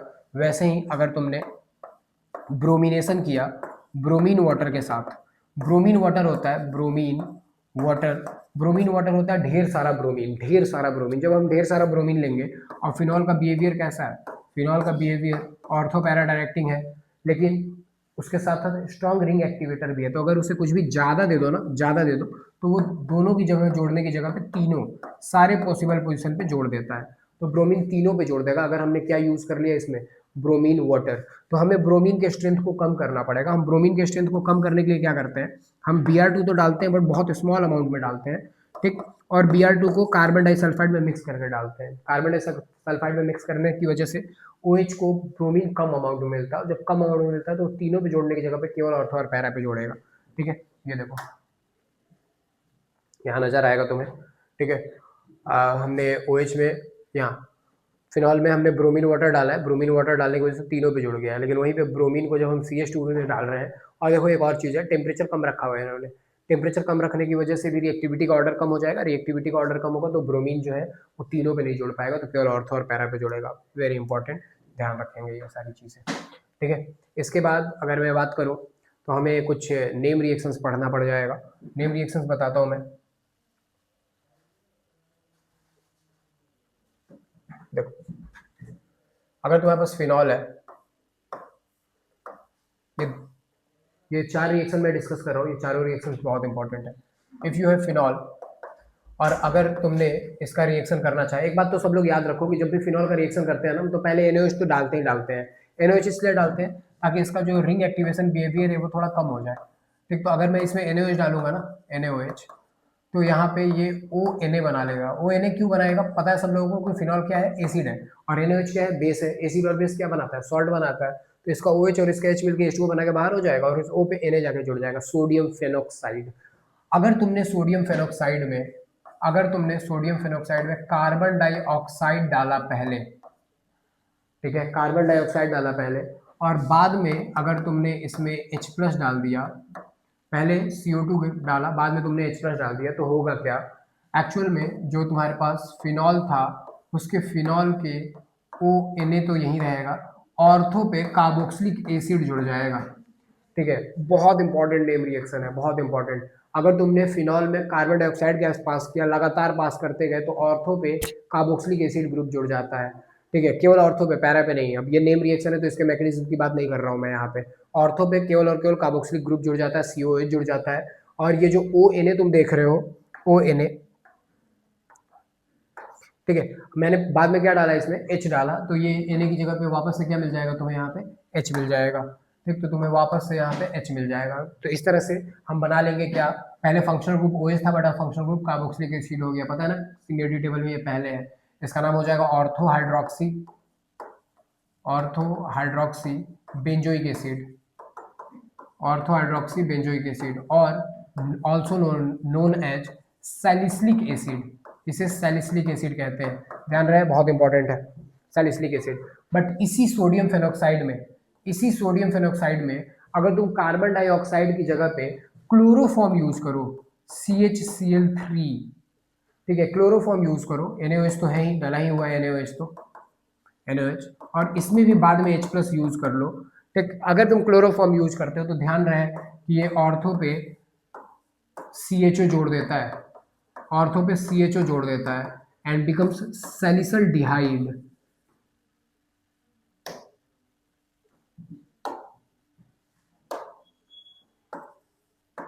सैलिसल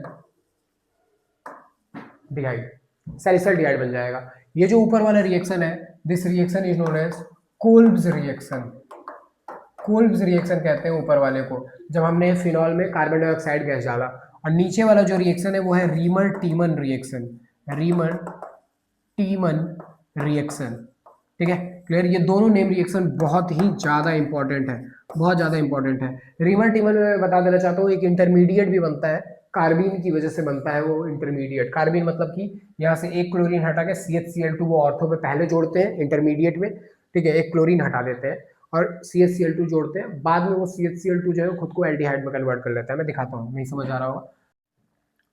तो ये जो रिएक्शन है ये हमारा कोल्ब्स रिएक्शन है। जैसे कि मैंने कहा कि फिनॉल में हम पहले क्या डालेंगे, NaOH डालेंगे। जैसे हम यहाँ पे NaOH डालेंगे क्या बनेगा, पहले सोडियम फेनोक्साइड डलेगा, सॉरी फिर सोडियम फेनोक्साइड बनेगा, फिर उसमें डालेंगे CO2 गैस और H प्लस, तो हमें क्या मिलेगा, सैलिसिलिक एसिड मिलेगा। ठीक है, सिमिलरली मैंने कहा रिमर टिमर में क्या डालेंगे, सेम रिएक्शन करेंगे लेकिन क्या डालेंगे, क्लोरोफॉर्म और NaOH। मैंने कहा बीच में एक इंटरमीडिएट बनेगा जहाँ पे हम इसका एक क्लोरीन हटा के CH Cl2 ऑर्थो पे जोड़ेंगे। जैसे हम उसमें एक्वस NaOH पहले से डला हुआ है वो अपने आप ही कन्वर्ट कर लेगा, हमें कुछ एक्स्ट्रा करने की जरूरत नहीं है, सीधे बन जाएगा बेंजल्डिहाइड। एक और बहुत इंपॉर्टेंट रिएक्शन यहाँ पे लिखा हुआ है, बहुत बहुत बहुत इंपॉर्टेंट रिएक्शन है, मार्क कर लेना अपने बुक में, वेरी इंपॉर्टेंट। ठीक, क्योंकि बेंजीन बनाने के बहुत कम रिएक्शन हैं जो हमें पता है। जैसे फिनॉल का रिएक्शन अगर तुम जिंक डस्ट के साथ करते हो, फिनॉल का रिएक्शन अगर तुम जिंक डस्ट के साथ करते हो तो तुम्हें बेंजीन मिलता है, and this is very very very important reaction. ठीक, वेरी इंपॉर्टेंट रिएक्शन, फिनॉल का रिएक्शन जिंक डस्ट के साथ तुम्हें बेंजीन देगा। बेंजीन बनाने के बहुत लिमिटेड रिएक्शन है, मैं आगे एक ही साथ लिख दूंगा सब कुछ, एक वीडियो में बिल्कुल सेपरेट बनाऊंगा जहाँ पे सारे के सारे बेंजीन कैसे बनेगा, ये कार्बन कैसे बनाते हैं, सब कुछ मैं अलग से लिख के दिखाऊंगा।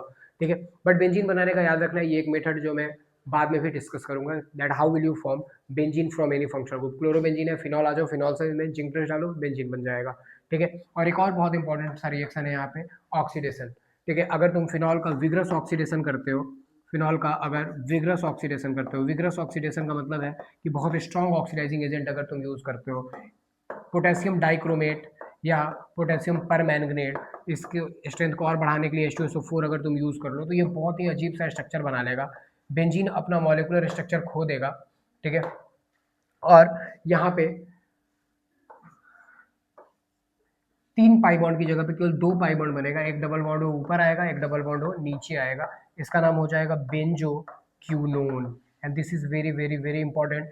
ये भी बोर्ड्स में बहुत बार पूछा हुआ है, that how will you convert phenol into benzoquinone. One step reaction है, अगर तुम्हें नहीं आता है, भूल गए हो तो तुम इसे नहीं कर सकते, क्योंकि बेंजो क्यूनोन का स्ट्रक्चर भी तुम्हें नहीं पता होगा, बेंजीन नहीं है ये। ठीक है, इसमें केवल 2 ही पाई बॉन्ड है। ठीक, तो ध्यान रखना बेंजो क्यूनोन बहुत इंपॉर्टेंट है। क्लियर, और यहाँ पे हमारे सारे के सारे रिएक्शन जो है वो अल्कोहल और फिनॉल के खत्म होते हैं। अल्कोहल और फिनॉल वाला पूरा चैप्टर एंड होता है, हमें कुछ कमर्शियल इंपॉर्टेंट अल्कोहल्स के बारे में पढ़ना है। जैसे हम उसके बारे में थोड़ा सा इंफॉर्मेशन लेंगे, हम अपने लास्ट सेक्शन पे आ जाएंगे, दैट इज एथर। ठीक है, क्लियर। तो मैं कमर्शियली इंपॉर्टेंट अल्कोहल बता रहा हूँ तुम्हें, देखो कमर्शियली इंपॉर्टेंट अल्कोहल में सबसे पहले जो कमर्शियली इंपॉर्टेंट अल्कोहल है वो है मिथेनॉल, मिथेनॉल, और जो दूसरा है हमारे लिए वो है इथेनॉल। याद रहे, कोई भी अल्कोहल जो है ड्रिंकिंग के लिए यूज़ नहीं करते, ड्रिंकिंग के लिए जो अल्कोहल यूज़ किया जाता है वो इथेनॉल ही होता है। मिथेनॉल का यूज़ बहुत सारा है, बहुत कुछ है, इनफैक्ट मैक्सिमम चीज़ें जो है, मैक्सिमम चीज़ें या मेडिसिन जो है, मेडिसिन वो अल्कोहल बेस्ड ही होता है। तुम्हें पता होगा अगर तुम कफ सिरप देखो तो वो भी अल्कोहल बेस्ड है, मैक्सिमम चीज़ें अल्कोहल बेस्ड होती हैं। ठीक, तो इसलिए अल्कोहल बहुत इंपॉर्टेंट है, मेडिसिन में अल्कोहल सबसे इंपॉर्टेंट है। तो हमें मिथेनॉल और इथेनॉल कमर्शियली प्रिपेयर करना पड़ता है, उसके बाद हम इसे ट्रांसफॉर्म कर सकते हैं, कन्वर्ट कर सकते हैं किसी और कंपाउंड में। ठीक, मिथेनॉल कैसे प्रिपेयर करते हैं, देखो अर्लियर डेज में destructive distillation of would say इसे बनाया जाता था। ठीक है, इसे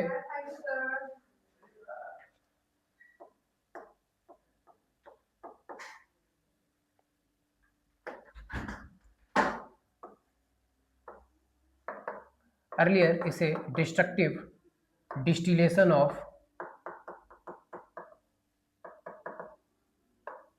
वुड से प्रिपेयर किया जाता था, डिस्ट्रक्टिव डिस्टिलेशन ऑफ वुड। ठीक है, क्लियर। बट अब वुड पे बैन लगने की वजह से अब हम वुड से इसे नहीं प्रिपेयर कर सकते। इसे प्रिपेयर करने का जो अल्टरनेटिव मेथड अब बुक में सजेस्टेड है वो तुम्हारे सामने लिखा हुआ है कि अब हम इसे कार्बन मोनोऑक्साइड से बनाते हैं। कार्बन मोनोऑक्साइड में हाइड्रोजन गैस पास करते हैं। ठीक है, बहुत एलिवेटेड टेम्परेचर और प्रेशर रखते हैं। टेम्परेचर कितना है, टेम्परेचर 573 केल्विन से, ठीक है, 673 केल्विन के आसपास टेम्परेचर रखेंगे। बहुत हाई प्रेशर रखेंगे, 200 से 300 एटीएम प्रेशर रखेंगे। ठीक है, 300 एटीएम प्रेशर रखेंगे, और कैटेलिस्ट के लिए यूज़ करते हैं जिंक ऑक्साइड और chromic oxide, that is ZnO और Cr2O3। और जैसे ही हम कार्बन मोनोऑक्साइड और हाइड्रोजन को आपस में रिएक्ट कराएंगे हमें मिथेनॉल मिलेगा, दैट इज CH3OH। ठीक है, क्लियर। तो कमर्शियली अब इस तरीके से मिथेनॉल का फॉर्मेशन करते हैं। ठीक। मिथेनॉल का यूज़ जो है वो बहुत सारी इंडस्ट्री में यूज़ होता है, पेंट इंडस्ट्री में यूज़ होता है, मेडिसिन मैंने बता ही दिया तुम्हें, ठीक। बहुत सारा इंडस्ट्री है जहाँ पे मिथेनॉल का यूज़ होता है, ठीक है। मिथेनॉल एक कलरलेस लिक्विड है, ठीक है, जिसका बॉइलिंग पॉइंट जो है वो 337 केल्विन है। लेकिन याद रहे कि मिथेनॉल बहुत हाईली पॉइजनस होता है बिहेवियर में। बहुत लोग जो है वो मिथेनॉल को नॉर्मल अल्कोहल समझ लेते हैं, इन्हें लगता है कि यही वो ड्रिंकिंग वाला अल्कोहल है, और अगर स्मॉल अमाउंट में भी मिथेनॉल जो है वो बॉडी में जाता है तो बहुत ही ज़्यादा पॉइजनस होगा, मतलब डेथ कॉजिंग कंपाउंड है ये। अगर तुम एनसीईआरटी देखो तो एनसीईआरटी लिखता है कि injection of even a small amount of methanol cause blindness and large quantity cause even death, ठीक है, क्लियर। तो मिथेनॉल हाईली पॉइजनस होता है बिहेवियर में। यूज़ कहाँ किया जाता है? पेंट इंडस्ट्री में, वार्निश में, और किसके लिए यूज़ करते हैं? फॉर्मल्डिहाइड बनाने के लिए। फॉर्मल्डिहाइड का यूज़ भी पेंट इंडस्ट्री में ही होता है, और भी बाकी चीज़ों में बेकेलाइट करके एक कंपाउंड है उसको फॉर्म करने में भी यूज़ किया जाता है। तो जो दूसरा सबसे इम्पोर्टेंट कमर्शियली इम्पोर्टेंट अल्कोहल है हमारे पास, वो हमारे पास इथेनॉल है। इथेनॉल, ठीक। Ethanol, this alcohol can be use for drinking purpose, ठीक। बनाते कैसे हैं इसे? इसे बनाने के लिए फर्मेंटेशन का यूज़ करते हैं। मुझे पता है कि सब लोग अवेयर होंगे कि बनाते कैसे हैं इसे, ठीक है। किसी भी चीज़ में, पढ़ाई में या बाकी सब किसी में इंटरेस्ट हो या ना हो, बट इसमें तो इंटरेस्ट अपने आप ही दिख जाता है हमें, है ना, ठीक। तो हम सब लोगों को पता है कि इथेनॉल जो है वो बनाया जाता है कैसे? एंजाइम यूज़ करते हैं और इसे फॉर्म करते हैं फर्मेंट करके, फर्मेंटेशन से।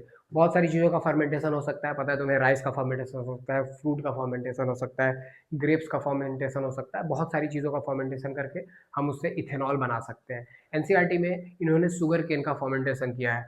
शुगर केन मतलब सुक्रोज़ की बात कर रहे हैं ये। सुक्रोज़ का फर्मेंटेशन के लिए जो एंजाइम यूज़ किया जाता है, उस एंजाइम का नाम इन्वर्टेज़ है। और जब भी एक सुक्रोज़, एक मॉलिक्यूल, एक कंपाउंड ऑफ सुक्रोज़ ब्रेक होता है तो एक ग्लूकोज़ और एक फ्रक्टोज़ बनाता है। ये जो ग्लूकोज़ है, इस ग्लूकोज़ को भर के रखते हैं हम एक बीकर में, एक बर्तन में, और एयर टाइट कर देते हैं। एनारोबिक रेस्पिरेशन होना चाहिए। What is meaning of anaerobic respiration? Actual में जो हमारा बीकर है ये, ठीक, इस बीकर में जब हम ग्लूकोज़ भर देते हैं तो बाहर से हम इसमें कुछ ईस्ट डालते हैं, ईस्ट। और ईस्ट का खास काम ये है कि ईस्ट जो है वो ऑक्सीजन के प्रेजेंस में मर जाते हैं। माइक्रो ऑर्गेनिज्म ऑक्सीजन के प्रेजेंस में मर जाते हैं। इनका रेस्पिरेशन एनारोबिक होता है। ये ऑक्सीजन के प्रेजेंस में नहीं, ऑक्सीजन के एब्सेंस में काम करते हैं। इसलिए बिल्कुल एयर टाइट कंटेनर में इसे बंद करना होगा। एयर टाइट कंटेनर में बंद करने, ईस्ट डालने के बाद एयर टाइट कंटेनर के में बंद करेंगे इसे, और बंद करने के बाद इसे छोड़ देंगे कुछ समय के लिए। जितना ज़्यादा दिन तक छोड़ेंगे, ईस्ट अपना काम करेगा। ईस्ट जो है वो जाइमेज, एक एंजाइम सीक्रेट करता है जो कि ग्लूकोज को कन्वर्ट करेगा इथेनॉल और CO2 गैस में। जितना ज़्यादा ये कन्वर्ट होता रहेगा उतना ही इथेनॉल जो है वो इसमें ब्लेंड होता रहेगा, बनता रहेगा। जितना ज़्यादा टाइम देंगे उतना ही बेटर टेस्ट इसका बाहर निकल के आता है। सबने सुना ही होगा एज्ड वाइन या एज्ड अल्कोहल के बहुत ज़्यादा प्राइजेज़ हैं मार्केट में। तो जितना ज़्यादा दिन तक ये बंद रहेगा पूरी तरह से, ये ईस्ट जो है वो इसको फर्मेंट करते जाएँगे, करते जाएँगे, करते जाएँगे, और उतने ही बेस्ट क्वालिटी का इथेनॉल में कन्वर्ट करते जाएँगे इसे। ठीक है? क्लियर? ठीक। तो जैसे ही इथेनॉल का फॉर्मेशन होता है, लोग इसे खोलते हैं। जैसे ही खोलेंगे, जैसे ही ऑक्सीजन पास होगा, सारे के सारे ईस्ट खत्म हो जाएंगे और उसके बाद इसमें फर्मेंटेशन नहीं हो सकता। ठीक है, क्लियर? बुक पढ़ोगे तो बुक में ये सारी चीज़ें लिखी हुई हैं जो मैंने यहाँ बताया। ठीक है।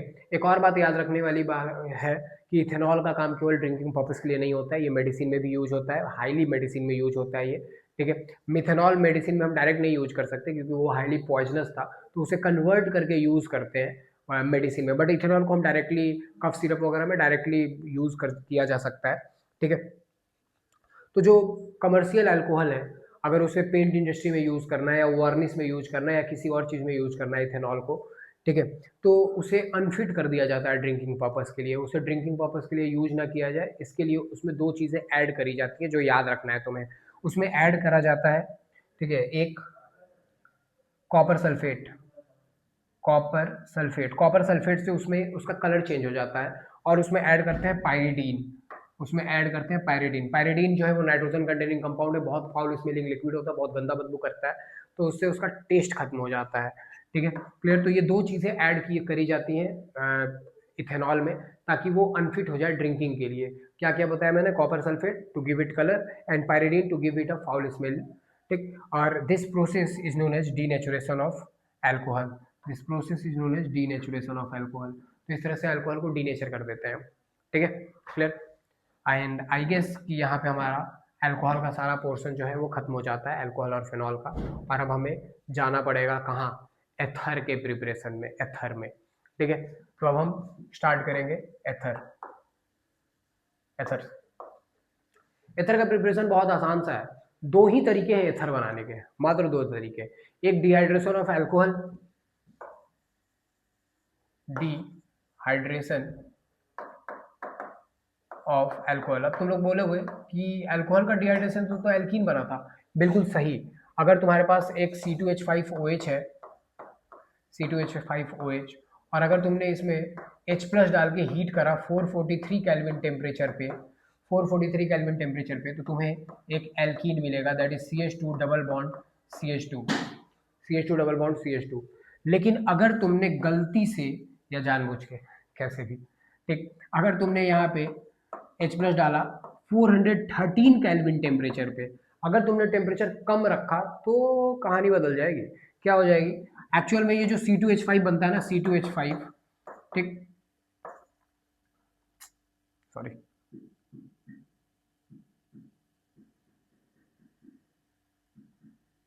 C2H5,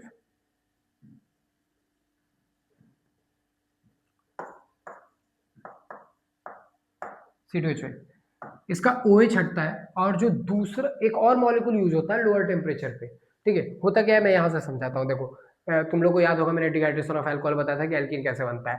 पहला और दूसरा स्टेप एग्जैक्टली सेम होता है। ये हमारे पास एक अल्कोहल है और H प्लस है, H प्लस आता है और इसके ऊपर बॉन्ड बनाता है। मैं बगल में थोड़ा थोड़ा लिखता भी जाता हूँ।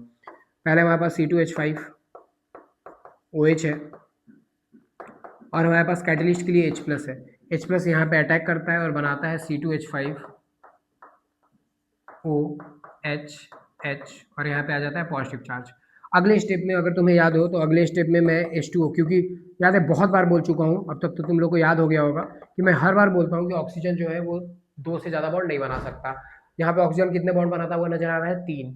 और oxygen being one of the most electronegative element, उसमें पॉजिटिव चार्ज उसे और अनस्टेबल करता है। तो वो क्या करेगा, अपना ये वाला बॉन्ड ब्रेक कर देगा और क्या बना लेगा? C2H5, और यहाँ पे कौन सा चार्ज आ जाएगा? पॉजिटिव, और यहाँ से क्या बाहर आ जाएगा? H2O। लेकिन जैसे C2H5 बनेगा, ये बगल वाले कार्बन से हाइड्रोजन हटा के खुद को किसमें कन्वर्ट कर लेता है?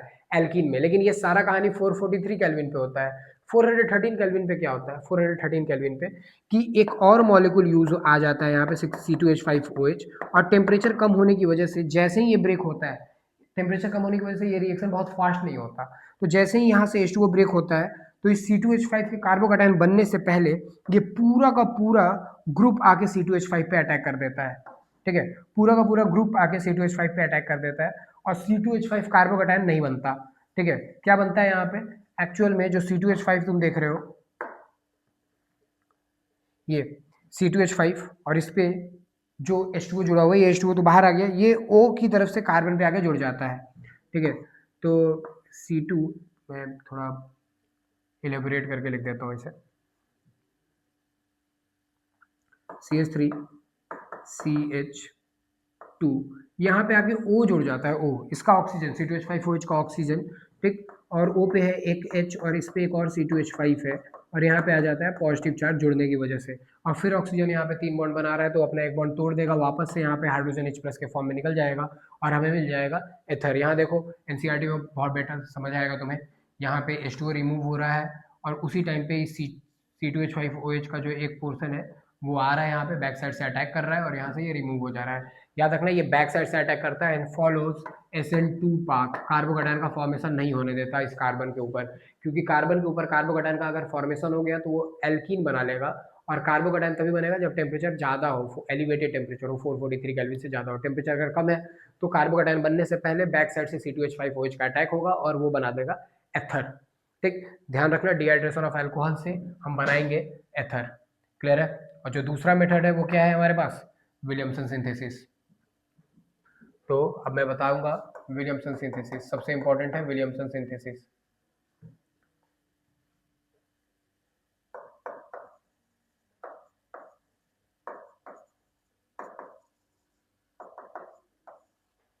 विलियमसन सिंथेसिस, ठीक है, इसका भी काम क्या है? एथर का फॉर्मेशन करना, एथर फॉर्म करना।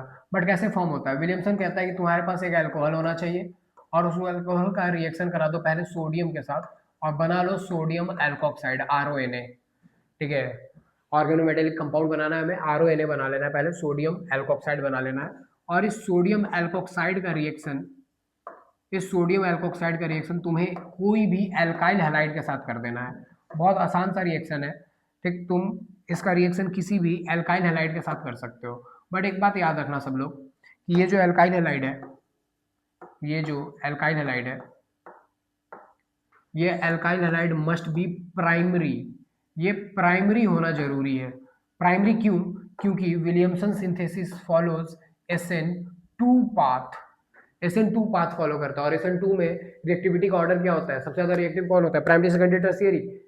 Yes, primary.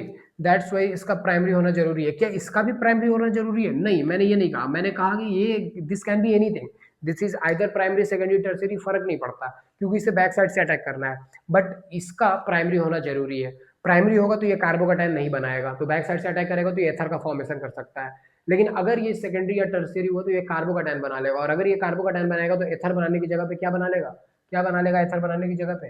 ये बना लेगा एल्कीन। जैसा कि हमने अभी देखा इसमें कि जब हम इसकी बात कर रहे थे तो पहले और दूसरे स्टेप में सेम ही है, लेकिन यहाँ पे SN1 जब पाथ फॉलो करता है तो ये कार्बोकैटायन बनाता है, और कार्बोकैटायन बनाता है तो एल्कीन बना लेता है कार्बोकैटायन के साथ। लेकिन जब ये SN2 पाथ फॉलो करता है तो SN2 पाथ में ये कार्बोकैटायन नहीं बना पाता, और कार्बोकैटायन नहीं बना पाता तो बैक साइड से पूरा का पूरा एक और मॉलिक्यूल इथेनॉल का अटैक करता है और ये एथर में कन्वर्ट हो जाता है। ऐसा ही कुछ यहाँ भी होगा, ठीक है, विलियमसन में भी होगा। अगर हमारे पास अल्काइल हाइड प्राइमरी है तो बैक साइड से अटैक करके एथर बनाएगा, लेकिन अगर ये अल्काइल हाइड सेकेंडरी या टर्शियरी है तो फिर ये एल्कीन बना लेगा। पहले तो एथर बना लूँ, फिर एल्कीन वाला एग्जाम्पल भी दे दूंगा। तो खैर ये प्राइमरी हैलाइड है और ये कुछ भी हो फर्क नहीं पड़ता। यहाँ से Na निकल जाएगा, X निकल जाएगा, NaX बन जाएगा यहाँ पे, ठीक। NaCl या NaBr जो भी X की जगह लगाओ, बैक साइड से अटैक करेगा और एक इन्वर्टेड प्रोडक्ट का फॉर्मेशन होगा R-OR का, एंड दिस इज योर एथर। और अनसिमेट्रिकल एथर जो है वो तुम विलियमसन सिंथेसिस से बना सकते हो। इससे पहले जो मैंने बताया डिहाइड्रेशन ऑफ अल्कोहल, उससे अनसिमेट्रिकल एथर नहीं बन सकता, क्योंकि एक ही मॉलिक्यूल का दो बार एडिशन होता है, तो अनसिमेट्रिकल कैसे हो सकता है? दो चीजें अगर बराबर अमाउंट में जुड़ेंगी दोनों तरफ से तो वो सिमेट्रिकल होगा। बट अनसिमेट्रिकल एथर के लिए तुम्हें विलियमसन सिंथेसिस फॉर्म, ठीक है, विलियमसन सिंथेसिस परफॉर्म करना पड़ेगा। कौन सा पाथ फॉलो करता है विलियमसन सिंथेसिस? SN2। हाइलाइट कैसा होना चाहिए? प्राइमरी। एग्जांपल, फॉर एग्जांपल अगर हमारे पास CH3ONA है और अगर हमारे पास CH3Cl है, कोई रिएजेंट की जरूरत नहीं है विलियमसन में, कुछ भी जरूरत नहीं है। क्या दिख रहा है तुम्हें? RONA दिख रहा है? बिल्कुल दिख रहा है। तुम्हें अल्काइल हाइड दिख रहा है? बिल्कुल दिख रहा है। तुम्हें ये प्राइमरी दिख रहा है? हाँ बिल्कुल प्राइमरी दिख रहा है। 0 डिग्री हाइलाइड है ये, ठीक, क्लियर। लेकिन ये तो 3 डिग्री है। मैंने कहा ये कुछ भी फर्क नहीं पड़ता, बस RONA होना चाहिए। R can be 3 degree, 2 degree, 1 degree, मतलब नहीं मुझे, ये प्राइमरी होना चाहिए to become a Williamson synthesis. कौन सा पाथ? SN2 path. और अगर SN2 पाथ होगा तो ये बैक साइड से अटैक करेगा, Na और Cl अलग हो जाएगा, बैक साइड से अटैक करेगा, product will be CH3O, CH3 और साथ में क्या निकल जाएगा? NaCl। लेकिन अगर मैं, ये तो ठीक है ना, बहुत इंपॉर्टेंट है, अगर मैं इसे टर्शियरी बनाऊं तो क्या होगा देखते हैं। अगर मेरे पास CH3ONA है और अब मैं हैलाइड को टर्शियरी ले लेता हूं तुम्हें समझाने के लिए। हैलाइड, बहुत लोगों को लगता है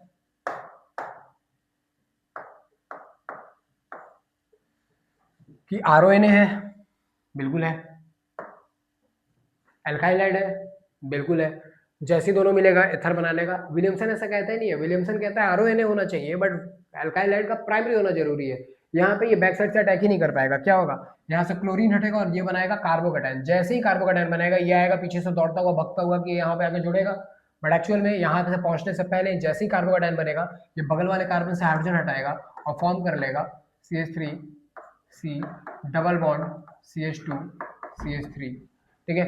क्लोरीन हटेगा, क्लोरीन हटेगा, बगल वाले कार्बन से हाइड्रोजन हटेगा और HCl बना के बाहर, ठीक है, क्लियर। डबल बॉन्ड, वैसे HCl बना के बाहर नहीं होगा, Na जो है वो क्लोरीन के साथ बॉन्डिंग करेगा, NaCl बनाएगा, और जो H निकलेगा वहां से वो CH3O पे जाके जुड़ जाएगा। By product is CH3OH and NaCl, ठीक है। तो अगर 3 डिग्री हैलाइड हुआ तो ये कार्बोकैटायन बनाएगा, और अगर कार्बोकैटायन बनाएगा तो ये एथर का फॉर्मेशन नहीं कर पाएगा, ये खुद को डिहाइड्रेट करके एल्कीन में कन्वर्ट कर लेगा। Remember this, this is very very very important reaction. मैंने शायद एनसीईआरटी ऐड किया होगा इसमें, तो मैं इसे अपने पॉइंट को प्रूव करने के लिए एनसीईआरटी में भी दिखा देता हूँ। तो आप लोग देख सकते हैं यहाँ पे एनसीईआरटी की पॉइंट है कि यहाँ पे तुम्हें 3 डिग्री RONA दिख रहा है और प्राइमरी अल्काइल दिख रहा है। ये दिखा रहे हैं SN2 पाथ फॉलो होगा, यहाँ पे SN2 पाथ फॉलो होगा, बैक साइड से अटैक होगा और हमारे पास एथर मिल गया। वहीं पे ये नीचे दिखाते हैं अगर हमारे पास हैलाइड टर्शियरी है तो ये क्या बना ले रहा है, एल्कीन बना ले रहा है ना, ध्यान रखना ठीक, क्योंकि ये कौन सा पाथ फॉलो कर लेता है, SN1 पाथ फॉलो कर लेता है जब ये एल्कीन बनाता है। यहाँ पे कुछ क्वेश्चन हैं इससे रिलेटेड बहुत सिंपल से, वो तुम्हें नजर आ जाएगा। विलियमसन सिंथेसिस जरूरी नहीं केवल अल्कोहल ही परफॉर्म करे, फिनॉल भी परफॉर्म करता है, बट इस केस में भी हैलाइड का प्राइमरी होना जरूरी है, हैलाइड का प्राइमरी होना जरूरी है। अब जब हम आगे जाएंगे तो हमें कुछ फिजिकल प्रॉपर्टीज के बारे में समझना है। एथर का कोई खास फिजिकल प्रॉपर्टी नहीं है, ये हाइड्रोजन बॉन्डिंग नहीं कर सकता, इसलिए इसका बॉइलिंग पॉइंट अल्कोहल तो बाद में आता है। ऑलरेडी मैं बता चुका हूँ इसके फिजिकल प्रॉपर्टीज के बारे में, ठीक है, तो अब हम फर्दर डिस्कस नहीं करते हैं। हाँ, ये पानी में हाइड्रोजन बॉन्डिंग जरूर कर सकता है, खुद के साथ हाइड्रोजन बॉन्डिंग नहीं करता। हाँ, हम अब बात करेंगे केमिकल रिएक्शंस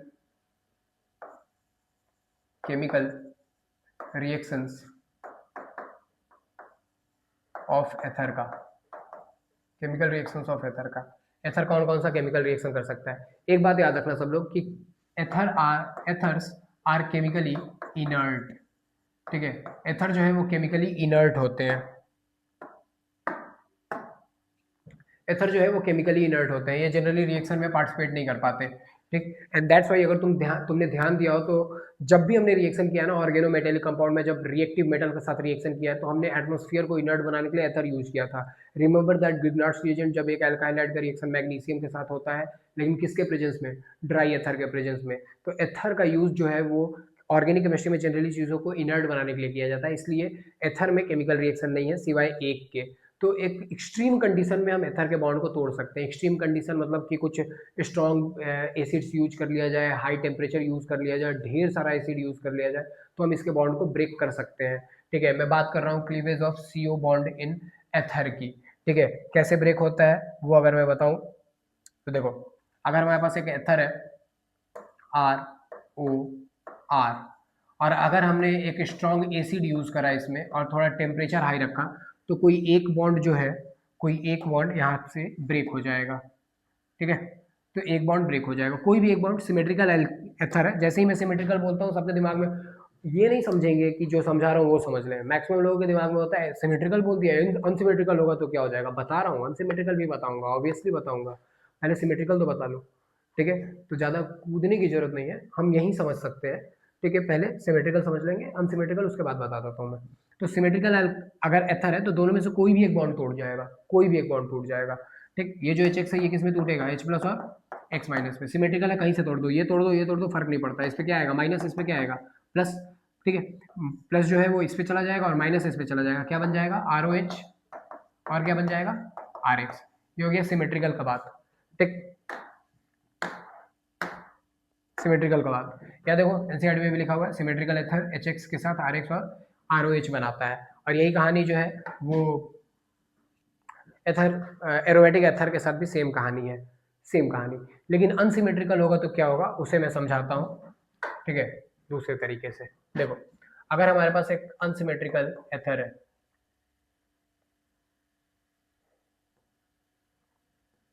अनसिमेट्रिकल एथर मैंने ले लिया CH3 CH2O CH3, अनसिमेट्रिकल एथर मतलब एक तरफ एक कार्बन ऑक्सीजन के और एक तरफ दो कार्बन ऑक्सीजन के। हम एक एसिड ले लेते हैं, एसिड में मैं यूज कर सकता हूँ HF HBr HCl HI, but due to better leaving group iodine HI ज़्यादा रिएक्टिव होता है HBr से और HBr ज़्यादा रिएक्टिव होता है HCl से और ये ज़्यादा रिएक्टिव होता है HF से, ठीक। क्यों, HI एक बेटर लिविंग ग्रुप है क्योंकि आयोडीन का साइज बड़ा है। अगर साइज बड़ा होता है ओवरलैपिंग वीक होता है, पहले भी बता चुका हूँ, साइज बड़ा होता है, ठीक है, ओवरलैपिंग वीक होता है, ओवरलैपिंग वीक होता है तो बहुत आसानी से हट जाता है, तो HI जो है वो बहुत आसानी से H+ और I- में टूट जाएगा। अभी मैं पूछ लूँ ना मैक्सिमम से, अभी मैं पूछ लूँ कि HI HBr HCl और HF में ज़्यादा एसिडिक कौन है, छूटते मैक्सिमम लोग बोलेंगे HCl, क्योंकि हमने हमेशा से HCl पढ़ा है। HCl नॉट एसिड, मतलब HCl is not acidic in this group, ठीक। HCl इतना ज़्यादा एसिडिक नहीं है इस ग्रुप में, सबसे ज़्यादा एसिडिक कौन है इसमें, HI है due to better leaving group.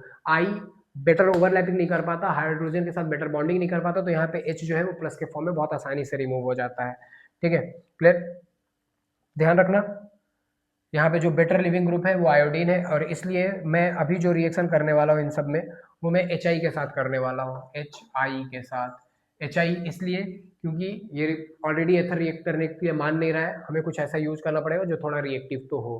ठीक है, अच्छा एक बात याद रखना सब लोग, ध्यान से सुनना, बहुत इंपॉर्टेंट है ये। This is the important portion of this alcohol phenol ether. ठीक है, सबसे इंपॉर्टेंट ये तो टूट जाएगा H+I- में, इसका तो दिक्कत की बात नहीं है। पॉइंट है कि कौन सा बॉन्ड तोड़े, ये वाला बॉन्ड तोड़े, ये वाला बॉन्ड तोड़े,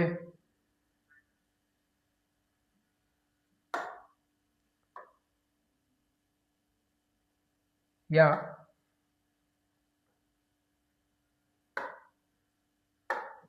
ये वाला बॉन्ड तोड़े।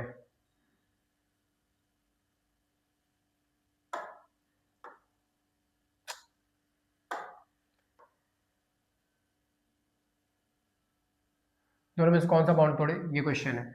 अगर मैं इस वाले बॉन्ड को ब्रेक करता हूँ, अगर मैं इस वाले बॉन्ड को ब्रेक करता हूँ तो कोई और प्रोडक्ट बनेगा, इस वाले को तोड़ूंगा तो कोई और प्रोडक्ट बनेगा। हमें डिसाइड करना होगा SN2 पाथ के अकॉर्डिंग। किस पाथ के अकॉर्डिंग? SN2। SN2 में किसका रिएक्टिविटी ज्यादा होता है? अब तो बोल बोल के याद करा दिया मैंने। SN2 में रिएक्टिविटी किसका ज्यादा होता है? प्राइमरी का, मतलब सबसे कम डिग्री वाले का। आओ कार्बन की डिग्री देखें ऑक्सीजन के दोनों तरफ। ऑक्सीजन के इस तरफ वाले कार्बन की डिग्री कितनी है? ये डायरेक्टली कितने कार्बन से जुड़ा है? ये डायरेक्टली एक भी कार्बन से नहीं जुड़ा है, इसलिए इसकी डिग्री कितनी हो जाएगी? 0 डिग्री। इधर वाला जो कार्बन है, इधर वाला, ठीक, ये डायरेक्टली कितने कार्बन से जुड़ा है? ये डायरेक्टली एक कार्बन से जुड़ा है, इसलिए इसका डिग्री कितना हो जाएगा? 1 डिग्री। ठीक, मैंने कहा कौन सा पाथ फॉलो करेगा? SN2। अगर SN2 पाथ फॉलो करेगा तो कौन सा बॉन्ड पहले ब्रेक करना पड़ेगा हमें? ठीक, जिसका डिग्री सबसे कम है। ये डिग्री सबसे कम है तो हम ये वाला बॉन्ड ब्रेक करेंगे, ये वाला, ना कि ये वाला बॉन्ड। ठीक, तो हम ये पिंक वाला जो मैंने पिंक लाइन से बना रखा है, मैं इसे नहीं, ये लोअर डिग्री वाले को ब्रेक करूंगा। अगर मैं ये लोअर डिग्री वाले को ब्रेक करूंगा, ठीक है, अगर मैं ये लोअर वाले को ब्रेक करूंगा, वैसे बैक साइड से अटैक हो रहा है, चार्ज डेवलप नहीं होगा, बट बस आंसर लिखने के तरीके को बता रहा हूँ। याद रखना चार्ज डेवलप नहीं होता है इसमें। ठीक है, बैक साइड से अटैक होता है, इन्वर्टेड प्रोडक्ट बनता है, एक ही स्टेप में सब कुछ बन जाता है, बट हमें पेपर में आंसर लिखना है केवल, हम ये सब नहीं दिखाएंगे वहां पे, तो हमें आंसर लिखने के लिए मैं बस बता रहा हूँ। ये बॉन्ड तोड़ दो, यहाँ पे ऑक्सीजन और CH3 में अगर ये बॉन्ड टूटेगा तो ऑक्सीजन पे क्या आएगा? नेगेटिव आएगा, और इस पे कौन सा चार्ज आएगा? पॉजिटिव आएगा। ठीक, तो इसमें नेगेटिव, इसमें पॉजिटिव, H जुड़ जाएगा इसके ऊपर और आयोडीन जुड़ जाएगा इसके ऊपर। हमारा प्रोडक्ट क्या बन जाएगा? CH3 CH2 OH plus CH3I। ठीक है, तो याद रखना जो लोअर डिग्री वाला होगा उसी को ही ब्रेक करेंगे। नहीं समझ में आया? मैं दूसरा तरीका से बता रहा हूँ, रुक जा, ये ले लेता हूँ, यहाँ पे O, यहाँ पे CH2 और एक और बेंजीन रिंग ले लेता हूँ, और इसका रिएक्शन HI के साथ कर रहे हो, HI के साथ। देखो, अब जब मैं इसका रिएक्शन HI के साथ करूंगा, मैंने कहा डिग्री देखेंगे। ऑक्सीजन की इधर अगर मैं डिग्री देखता हूँ, ऑक्सीजन की इस वाले कार्बन की, इस वाले कार्बन की, तो ये डायरेक्टली 2 कार्बन से जुड़ा है, कितना डिग्री हो जाएगा? 2। इस वाले कार्बन की डिग्री देखूंगा तो ये डायरेक्टली कितने से जुड़ा हुआ है? बस 1 से, तो इसकी डिग्री कितनी हो जाएगी? 1। जैसे ही डिग्री हम कौन सा पाथ फॉलो करेंगे? SN2। जैसे ही हमें 1 या 2 डिग्री दिखाई दे, 0 डिग्री दिखाई दे, SN2 पाथ फॉलो करना है। SN3 में, सॉरी 3 डिग्री में बस SN1 फॉलो होगा, अभी बता दूंगा, बट फिलहाल SN2 पाथ लोअर डिग्री वाले को ब्रेक करेंगे। लोअर डिग्री कौन है? 2 1 1 1, तो ये वाला बॉन्ड ब्रेक कर देंगे। ठीक, तो ये वाला बॉन्ड ब्रेक कर देंगे, तो ये बॉन्ड ब्रेक होगा। मैं डायरेक्ट जानबूझ के ये ब्रेक करके दिखा रहा हूँ, यहाँ पे माइनस, यहाँ पे प्लस, H जो है, H प्लस जो है वो माइनस में जुड़ जाएगा, क्या बन जाएगा? फिनॉल बन जाएगा। बोलो, हाँ बिल्कुल, फिनॉल बन जाएगा प्लस, और ये जो है ये बना लेगा बेंजीन रिंग, और इस पर CH2I बना लेगा। तो इस तरह से हम डिसाइड कर पाएंगे कि कौन सा बॉन्ड ब्रेक होना चाहिए। एक 3 डिग्री वाला ले लेता हूँ तुम्हें समझाने के लिए। जैसे अगर मेरे पास है CH3, ठीक, O C CH3 CH3 और CH3, और इसका रिएक्शन अगर मैं HI के साथ करूंगा तो कहानी या सिनेरियो में चेंज है। क्या चेंज है? ऑक्सीजन की इस तरफ वाले कार्बन की डिग्री 0, ऑक्सीजन को उस तरफ वाले कार्बन की डिग्री 3। जैसे ही 3 डिग्री कार्बन देखो ना तुम, इसका मतलब है कार्बोकैटायन बनेगा। अब जहाँ पे मैं इससे पहले बार बार जब भी प्लस और माइनस लिख रहा था तो मैं कह रहा था कि तुम्हें आंसर लिखने के लिए प्लस या माइनस लिख रहा हूँ, तुम लोग बोर्ड्स के पेपर में प्लस माइनस नहीं दिखाना, क्योंकि SN2 पाथ में प्लस और माइनस नहीं बनता, बैक साइड से अटैक होता है। बट प्लस माइनस अपने मन में बना लेना, रफ में बना लेना, तुम आंसर लिख देना बस, ठीक है, क्योंकि प्लस माइनस बनता नहीं है इसमें, बैक साइड से अटैक होता है, लेकिन वहीं पे SN1 में तो प्लस माइनस बनता है, और SN1 में ठीक है रिएक्टिविटी का ऑर्डर क्या होता है 3 डिग्री, 3 डिग्री ज़्यादा रिएक्टिव होता है या ज़्यादा स्टेबल होता है, रिएक्टिव नहीं बोलेंगे स्टेबल बोलेंगे, 3 डिग्री कार्बोडाइन ज़्यादा स्टेबल होता है, मतलब वो फॉर्म हो सकता है। जैसे ही तुम देखते हो कार्बन का डिग्री 3 है, ठीक, तो फिर ये अपना पाथ ही बदल लेगा, अपना पाथ बदल लेगा, अपना पाथ ये SN2 से बदल के SN1 में ले आएगा। याद रहे, कंफ्यूज हो रहे हो? नहीं, कंफ्यूज नहीं होना। एथर में जब भी HI के साथ रिएक्शन हो, HBr के साथ रिएक्शन हो, ठीक, तुम्हें ऑक्सीजन के दोनों तरफ वाले कार्बन की डिग्री देखनी है। अगर तो उसकी कार्बन की डिग्री 0, 1 या 2 कुछ भी नजर आ रहा है, पाथ विल बी SN2, वो बॉन्ड ब्रेक करो जिसका डिग्री सबसे कम है, ठीक है। लेकिन अगर तुम्हें 3 डिग्री कार्बन नजर आ गया इसमें, एथर में 3 डिग्री कार्बन, तो पाथ बदल जाएगा, SN1 पाथ हो जाएगा, और अगर SN1 पाथ होगा तो डिग्री जो 3 डिग्री है वो ज़्यादा स्टेबल होगा, और इसलिए इसमें कार्बोकैटायन बनेगा, और हम ऐसे केस में 3 डिग्री वाले बॉन्ड को तोड़ेंगे, ठीक है। 3 डिग्री वाले बॉन्ड को अगर मैं ब्रेक करता हूँ, ये वाला बॉन्ड ब्रेक अगर करता हूँ, ठीक, और इसमें मैं प्लस और माइनस दिखा सकता हूँ क्योंकि ये प्लस और माइनस बनाता है एक्चुअल में, ठीक, तो यहाँ माइनस यहाँ प्लस आएगा, HI जो है वो वहाँ जुड़ जाएगा, तो H जो है वो O पे आके जुड़ेगा, और I जो है वो 3 डिग्री वाले पे आके जुड़ेगा। इस तरह से हम ये बना लेंगे, ध्यान रखना बहुत इंपॉर्टेंट है ये। तो अगर हमें 3 डिग्री नज़र आता है, अगर हमें 3 डिग्री नज़र आता है, ठीक है, तो हमें SN1 पाथ फॉलो करते हुए दिखाना है। अगर हमें टाई होता हुआ नजर आया, एक क्वेश्चन है, ठीक है, NCERT में ही है, मैंने ऐड किया है या नहीं किया है, हाँ मैंने ऐड किया है, ये क्वेश्चन है, ये देखो आप, ये क्वेश्चन नंबर फर्स्ट ही है। फर्स्ट क्वेश्चन अगर मैं ड्रॉ करूँ, ये है CH3 CH2 CH3 CH2 CH CH3 CH2 O CH2 और CH3, और अगर मैं इसका रिएक्शन HI के साथ करूँ, तो अब देखो कंफ्यूजन, मैंने कहा ऑक्सीजन की दोनों तरफ के कार्बन की डिग्री देखेंगे, ठीक है, अगर डिग्री 0, 1, 2 है तो एरो के ऊपर क्या लिख दो, SN2 पाथ, और लोअर डिग्री वाले बॉन्ड को तोड़ दो। चलो और डिग्री देखें, ठीक है, डिग्री, इस ऑक्सीजन की डिग्री, इस ऑक्सीजन की डिग्री, सॉरी ऑक्सीजन के बगल वाले कार्बन की डिग्री 1 डिग्री, बिल्कुल, इधर वाले कार्बन की डिग्री, ये डायरेक्टली कितने से जुड़ा है, 1 से जुड़ा है, 1 डिग्री। अब तुम बोलोगे दोनों तरफ तो 1 डिग्री, फिर कौन ब्रेक करेंगे?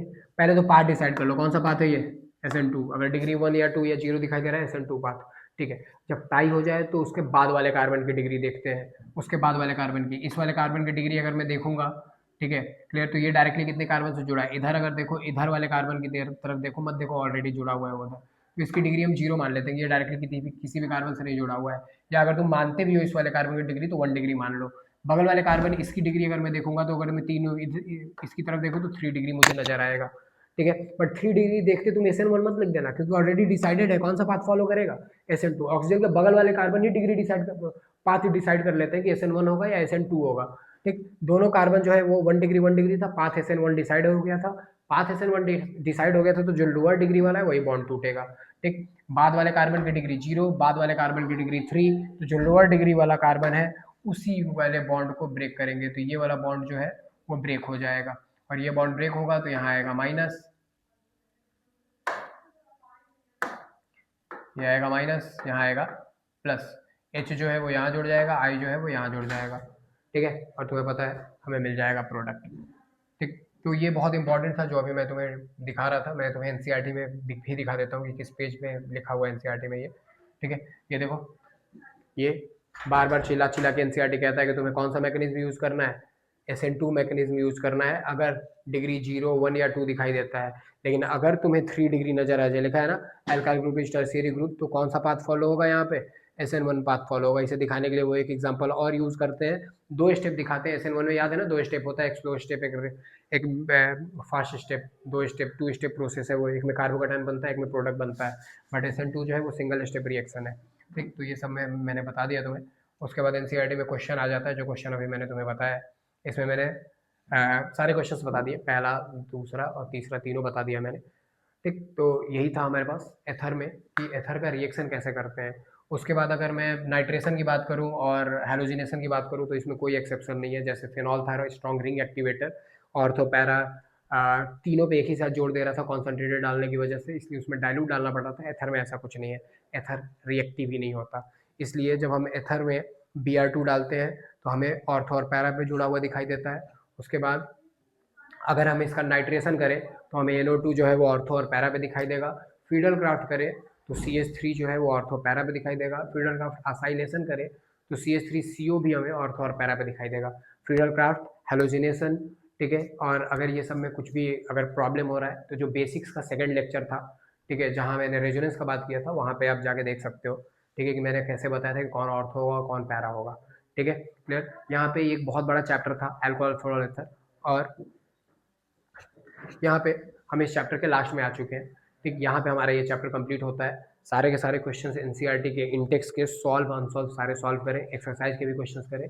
अभी अगर आपने लेक्चर कंप्लीट किया है तो जो PYQs है प्रीवियस ईयर का, कोई भी पोर्शन कोई भी किताब है आपके पास, वो क्वेश्चन सॉल्व करने बैठ जाए। जो कुछ भी मैंने बताया है एग्जैक्टली तुम्हें वही नजर आएगा, ठीक है। एक्सरसाइज के भी क्वेश्चन सॉल्व करें, बुक CBSE में एनसीईआरटी के एक्सरसाइज के भी क्वेश्चन डायरेक्टली पूछे जाते हैं, सारे के सारे क्वेश्चन करें, ठीक है। कोई भी प्रॉब्लम होता है कमेंट करें, ठीक है। Thank you.